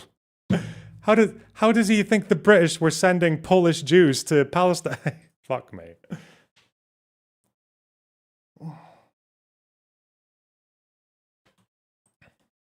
They were wrong. It's not easy to just come down and say that the Zionists who bought land and kicked out the people who lived there were correct, and the people who were now without their means of livelihood just had to suck it up. However, there was no perfect means, especially back then, for Jews to find a place to settle. Immigration quotas in America meant that Jews would not be able to reach it, which would continue to impact them after and even during the Holocaust. Well, why would they do that?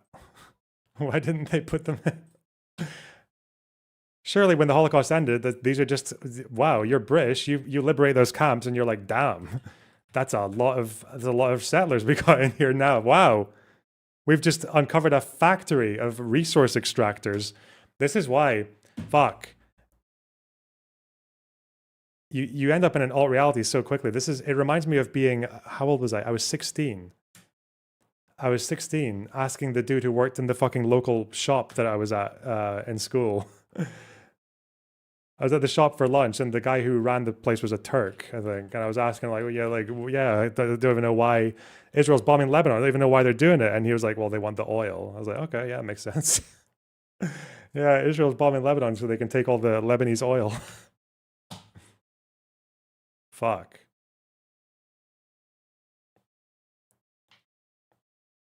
Jews would not be able to reach it, which would continue to impact them after and even during the Holocaust. And the fact that Europe would eventually become exterminationist towards the Jews meant that going to mandatory Palestine wasn't just the best option, it would have been the only option. But this was still Britain promising land it did not own to people who did not live there. Maybe he meant olive oil.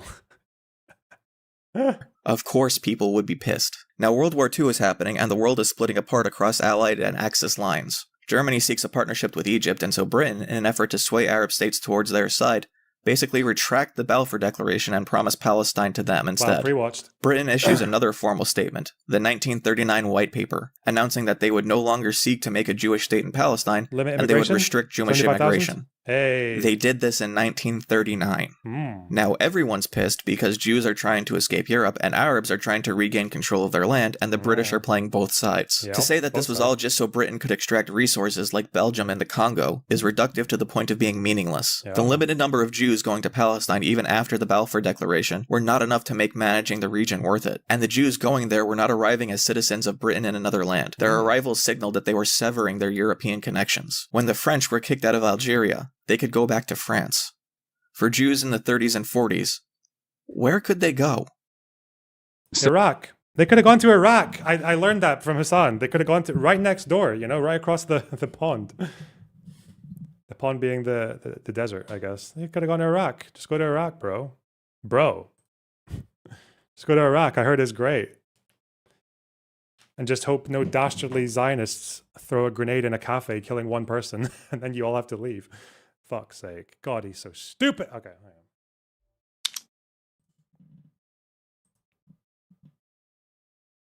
Hey. So you're wrong about that. That's why I don't even like the language of diaspora. Because like after a certain point, if you have your roots set here in the United States of America for so many goddamn generations, like you're fucking American, Zionism existed along the same time as a lot of other Jewish forms of self-governance. We had leftist Bundism at the same time. It was competing with a ton of other ideologies and was never inherently going to succeed. It did so because of external factors like Balfour. And then, of course, obviously supercharged after the Holocaust, too. Because then there were plenty of Jews that were genuinely considered stateless. and had withstood incredible violence at that point. They were also fairly stateless before the Holocaust. By the way, if you want to understand what Zionism is, look at the genocide in Gaza, because It's like he realized he just unintentionally made the argument for Zionism. So look, the reality is that intermarriage rates continue to go up. Assimilation continues apace. I mean, this is Nazi shit. This is shit that white supremacists say. Okay? How ironic that after a fucking century of Jews are doing the great replacement to taint the pure white race, now you got a Jewish dude literally saying that about Jews. No, he's talking about being worried that the culture is going to disappear, that eventually the number of self-described Jews will decrease. The man supports Trump. Call him a white supremacist for that, not for having a preference towards people in his culture marrying within it, the way a lot of cultures already do. Anyway, from there on, it's his greatest hits until he leaves. He licks the bean. Ick. Yeah. Please leave it up. Okay. Yeah. It is off? Yeah. He goes back to his hotel room and does more Israel news. I'm gonna go wash my hands and pee. And when an Arab Jew gets interviewed about Gaza, something interesting happens. We need to finish now all the terror. If the name is Hamas, now we must. Dude, that's so funny. Like this. Your classic Mizrahi fucking. Yeah. That's your Mizrahi fucking passion right there. No nonsense. Finish the job. Jesus. This dude is a unk, bro. He looks identical to like half of the fucking Uber drivers we met today. You know he's Arab too. I mean Jewish, but Arab Jewish. That's yeah. I mean, he would probably still be Arab if Arab nationalism had been a bit nicer to Jews, unfortunately. That's how diaspora works, Hasan. Well done. It's not an unk, that's a Nazi. No, I'm just saying that like this is the insidious nature of fascist ideology over an imaginary boundary that was fucking placed. Like there ain't no way you'd know until he opened his mouth. You would never know. Hasan actually pushes back. Arab is not a race. We do not claim these people. They are not Arab. Stop saying they're Arab. It's revolting, frankly. I mean, they literally are. What are you talking about? They're from fucking Arab countries. They just happen to be Jewish. And now they're advocating for the fucking ethnic slaughter of all Arabs, all Palestinians, but just Arabs as a whole, really. What? Okay, I've met some crazy Mizrahi Jews in my time. I'm not sure how many of them want to kill all the Arabs. There's maybe some I met that want to kill all the Palestinians or deport them. But yeah, the ones who want to kill all the Arabs, that's maybe a bit harder to find. He's confused. Yeah. Yeah, that's your audience, yeah. But I mean, in the same time, Mizrahi Jews don't like being called Arab either, generally. Isn't that, like, don't they reject that label, don't they? Arab Jew. They reject it.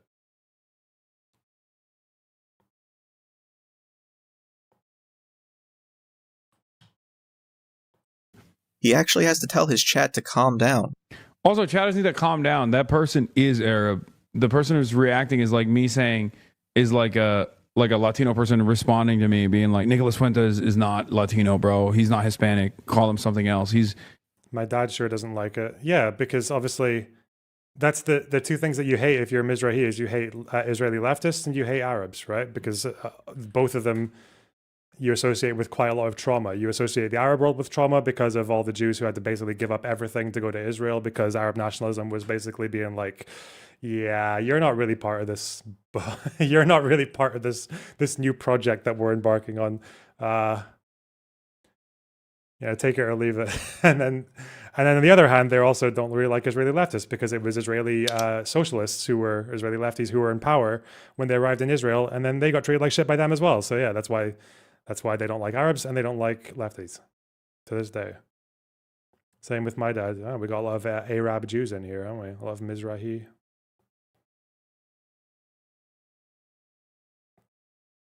Your nationalism is that way, buddy. Yeah. That's what that person is saying. Like that dude is 100% an Arab Jew, right? 100%. This is the audience you have cultivated, Hasan. Yeah. They're following your orders. Children in Gaza have been paying, the highest price for this unrelenting war that they have played no part in. Channel 12 said that they need 250,000 reservists to permanently militarily occupy the Gaza Strip. They, I don't think, have the capabilities of maintaining interior security, an occupation in the West Bank, and an occupation in Gaza. Real quick, can we go back to the logistics of Greater Israel and maintaining those borders? Then we're on to people getting arrested. The enemy is strong and weak at the same time. Also, I can't believe that so many of these people just got completely... How many of these guys just got away with spending the last year saying that Israel was going to settle up Lebanon, to build settlements all over Lebanon? And now they've just kind of like pretended they never said that, like that just never happened, now that they clearly haven't and are not going to. It's amazing how much they do that. People need to really catalog all these predictions and failures. Hasan's thoughts on international law before October 7th. Litigating it over and over again. Okay, just please read anything about Crimea. Read any article from American outlets about Crimea that predate like this last iteration of the war, okay? And you will get a better recognition for what even the Western world thought about Crimea and its annexation. Yes, it was illegal, but international law means nothing, okay? It does not matter. It literally does not fucking matter. There's no such thing as international law. When you are a nation with a nuclear arsenal, there is no international law. Please stop talking about international law, let alone the more... Okay. I mean, that's more honest of him. At a pro-Palestine protest. In a wheelchair. I think I'm going to end it here. I'm Israel high. Guess you forgot. I'm made of rubber. Israel is directly at war with the truth. Israel's not even allowing Western press and Western media to enter the Gaza Strip. I mean, this is disgusting, right? This is like blatant Nazi propaganda. It's Holocaust denial. If Israel's standards for what constitutes a valid military target was applied, then you can't say anything that happened on October 7th is a fucking war crime. Like, literally, what do you mean? What? You could literally justify nuking Tel Aviv by that same standard. If the ADL can't stop me from getting placement in mainstream media outlets and magazines and fucking newspapers and whatnot, then it means that it's over. That's mostly to like a younger... Tel Aviv can't stop me from what? Are they trying to? Standards for what constitutes a valid military target was applied, then you can't say anything that happened on October 7th is a fucking war crime. Like, literally, what do you mean? You could literally justify nuking Tel Aviv by that same... Well, actually, you incurious fucking spoiled rotten moron, you would, if for like 1 second, this fucking guy could just like take the fucking gallon of Houthi cum that's currently clogging up his entire little skull, he would actually know that if you just look at what Hamas says, then you know the difference between the way Hamas fights and the way Israel fights. You would know that Hamas are quite open about the fact that they lay their traps all throughout the entire city in buildings that are not marked military buildings. None of them are. And also that they have hundreds of miles of tunnels underneath. You would know that this is their strategy. You know, it's their strategy to make sure that the military targets are all sufficiently embedded and underneath or inside the civilian areas. That's what you would know. Yeah, you would know that they fight different. So that's not how you explain October 7th and everything there being a military target. The kibbutzim and the military bases were quite separate, actually, and Hamas targeted them separately.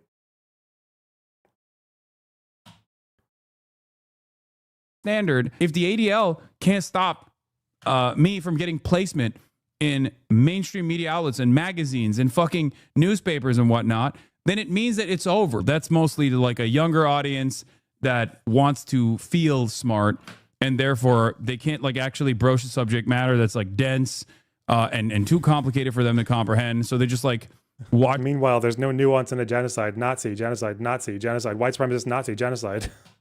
Yeah.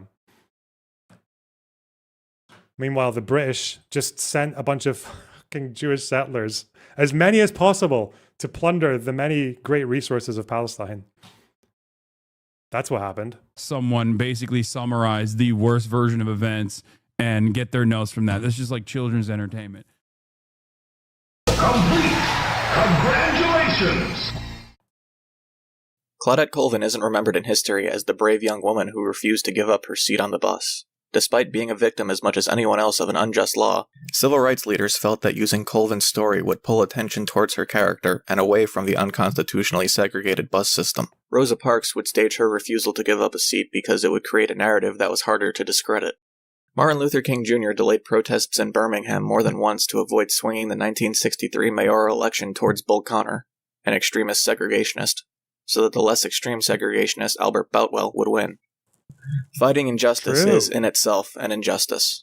It requires bearing witness to the pain and suffering you want to prevent as much as it requires taking action to end it. It takes incredible resolve, all for the sake of gaining the institutional power necessary to create systemic change that can last beyond one protest, one riot, one prison sentence.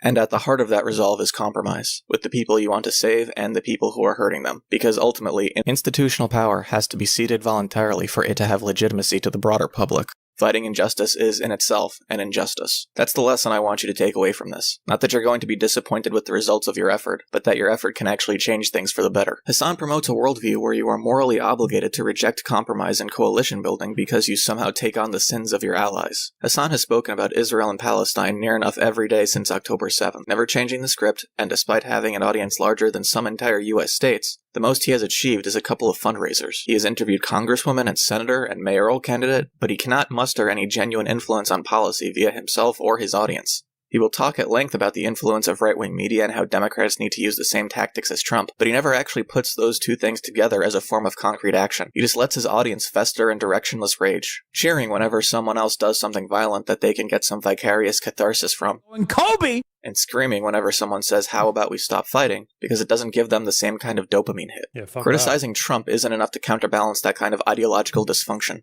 I know Trump is doing this out of pure malice. He can and has called Trump a Nazi, but that line of attack carries no weight without creating a clear difference between Trump being a Nazi Oh, he's getting up there. and Israel being Nazis. And all of this comes at the expense of people in the United States who now have to endure another 4 years of Trump, and hopefully just another 4, and the Palestinians who now have to endure a much more brutal conflict between Israel and Hamas. Regardless of if you think the left cost Harris the 2024 election, Hasan's message helps no one but Hasan. And that's the point. Political drama can be entertainment as a vehicle to keep people informed, but Hasan is using actual human lives for political drama that only serves as a vehicle to keep people paying attention to him, attention he doesn't even reciprocate. You are not obligated to psychologically flagellate yourself to the sin of being born in one place any more than a Palestinian needs to get killed for being born in another. You are self-harming to feel less guilty about a situation you don't have control over, and Hasan is enabling and encouraging it in order to make money. He courts a following of young people eager to engage with politics as a means to fix the world, and then uses the cover of real injustices to launder his extremism. They got a bunch of fucking 18-year-olds wearing sandals, running up to $30 million fucking pieces of equipment and dumping an IED in there going, I'm not fucking stupid and bloodthirsty. He puts his hatred of Israel over and above the real grave danger the Palestinian people are in as they experience starvation, oppression, and injustice as they are trapped between a group that sees them as a necessary sacrifice at the altar of Israel's destruction, and a military being led by someone who needs the war to continue to avoid going to prison. Hasan doesn't get rich like a capitalist by exploiting workers and overcharging for a product. He gets rich by exploiting his viewers' energy, the real effort that they could put into improving the world by That's convincing... a good line, exploiting his viewers' energy. Wow. The viewers are the means of production. Kind of. You know, that's how he gets the ad money and shit. Oh. them that watching his streams is of equal value to engaging in a political system. If you give up now, as pressure is mounting, instead of still continuously trying to get more people on board. Because his streams do nothing, and he tells them that the system does nothing. There is no real democratic process here. And despite numerous terms of service violations... What the fuck are you going to do? There is the thing I know is when you go from MLK literally postponing a protest so that a less bad segregationist can win the mayoral election because it's easier to work with the less bad segregationist in power. When you go from that to these guys, one of those things is politics. The other thing is something else. It's like cult building. That's all it's like social niche building. The fact that so many people who even the ones who cuck out to fuck, even the ones who are like, yeah, I think it's a genocide and I think Israel's a terrorist state, like even they get kicked out if they say the wrong things. And you wouldn't do that if you were trying to build a political movement. You wouldn't do that if you're trying to achieve something. You would do that if you were trying to build an exclusive niche, like an exclusive fucking, God, it's like a gentleman's club. It's like one of those, we're just going to narrow it as much as possible. That's it.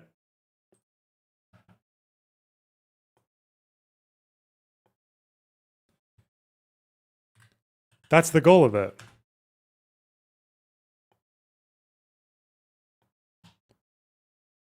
It's so useless. Bro, he's still standing because of the value he has for Twitch and the relationship he has with Dan Clancy specifically.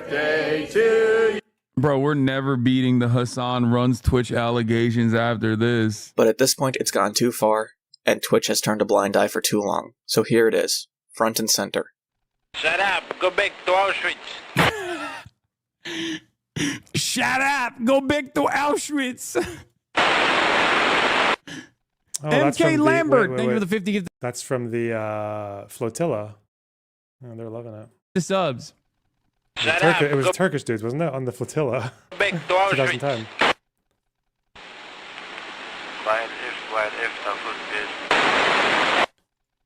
Yeah. Remember 9/11. Shut up, go back to Auschwitz. Remember 9/11. Welcome to Hasan. Yeah.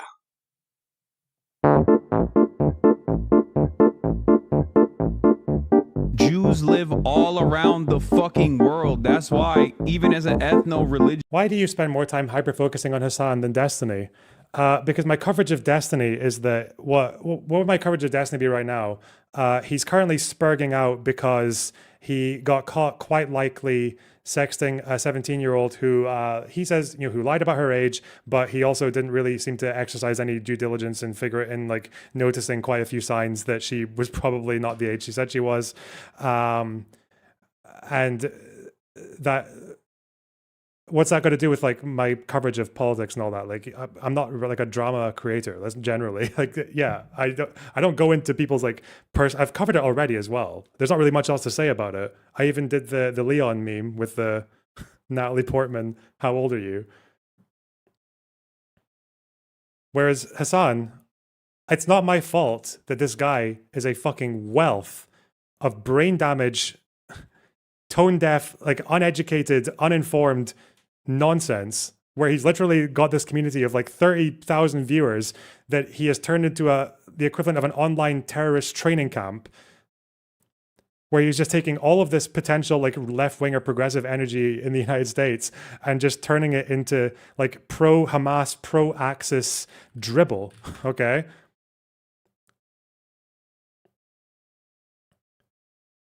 I'm sorry, it's not my fault that every time I turn on a Hasan something, he's just saying something completely fucking retarded. It's not my fault. It's funny, it's interesting, it's frustrating, it's trigger bait, it's everything. It's just good content. I don't know what to say.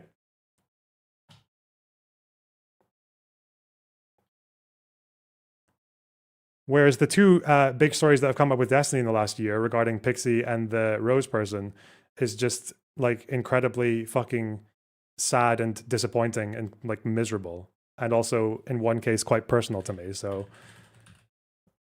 yeah, of course I'm going to cover one over the other.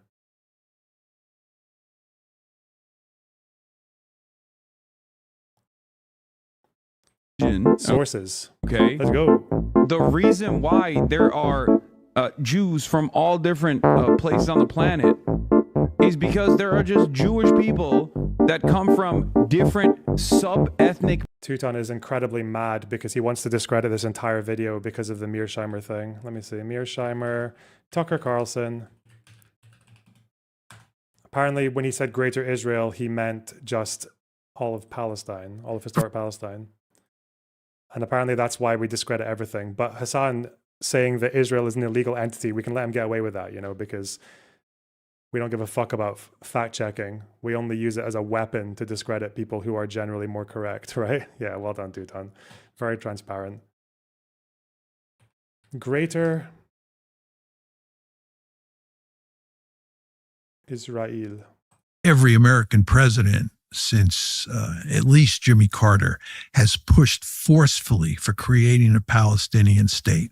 We have long believed that the best solution to the Palestinian problem, which is the taproot of so many other problems that we face in the Middle East, is to create two states. So every president has pushed hard, except for maybe Donald Trump, for a two-state solution in the Middle East. The Israelis have rebuffed us at every turn. Okay, so you realize that this is false, right? This is false. In this entire peace process, twice did the Israelis put a final offer for a two-state solution on the table with Jerusalem, refugees, borders, land swap, all of it addressed, take it or leave it, or give us a counter. How many offers from the Palestinians in that? On an equivalent to that? None. So even this that he's saying is false, but okay. And the end result is we now have a greater Israel, and there's no possibility of a two-state solution. How does it hurt the United States not having a Palestinian state? Why is it in our...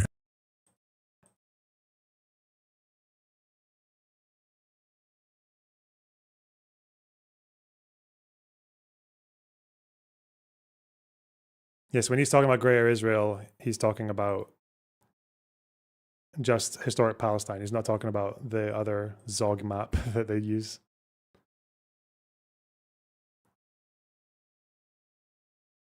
Well, we got context, but then including in that context, we got Mearsheimer saying something else that was wrong. So 1 for 1, 2-ton, I guess. You got him.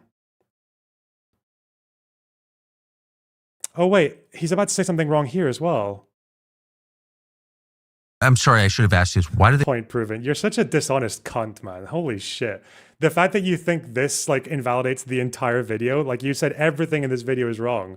You are mental. They want Gaza in the first place? It seems a lot of trouble killing all these people, committing, you know, atrocities on camera. I mean, the press are barred, but we're still getting a lot of video out of the area. That's a big hit. Why would you be willing to go through? Now, Tuton, your turn. Because I'm not letting you do this double standard fucking bullshit. Can you address the idea that Israel is an illegal entity? Please? All of that to get Gaza. Why do they want it? Well, the Zionists from the beginning have wanted a greater Israel. This isn't true either. It's still not true. What? So... And Hasan said this was all on point. This isn't true either. And David Ben-Gurion wrote a piece in 1918. And David Ben-Gurion, of course, is the founding father of Israel. Yes. Israel illegally occupies Palestinian land. Does that make it an illegal... Israel as a country, does that make Israel illegal as a country? Does that make... Is Turkey... Should we abolish Turkey because they occupy parts of Syria? God, you're so stupid. You're so fucked. That's how I know. This is how I know that this video was good, okay? Because Tuton is literally fucking molding. He's so desperate to find one inaccuracy in the video. And all it does is that the actual context shows Mearsheimer saying something else that's wrong. He's not saying greater Israel in the sense that they should conquer like everything from the Nile to the Euphrates. But he's wrong in saying that the Zionists have always wanted like everything greater Israel. So yeah, he's just gone from, wow. Yeah. He caught Mearsheimer saying something wrong about Greater Israel, but it turned out he was saying something else that was wrong. That's how you know this video was good, because Tuton is fucking so desperate to scramble away from the fact that this fucking terrorist glazing, spoiled to the fucking core, absolute fucking moron is just so unbelievably out of his depth, so incurious, so insecure about his intelligence, so fucking hateful. But damn, when he said greater Israel, he actually meant the Zionists wanted all of historic Palestine from day one and never showed any indication that they'd accept anything less. Rip. Got him. Boom.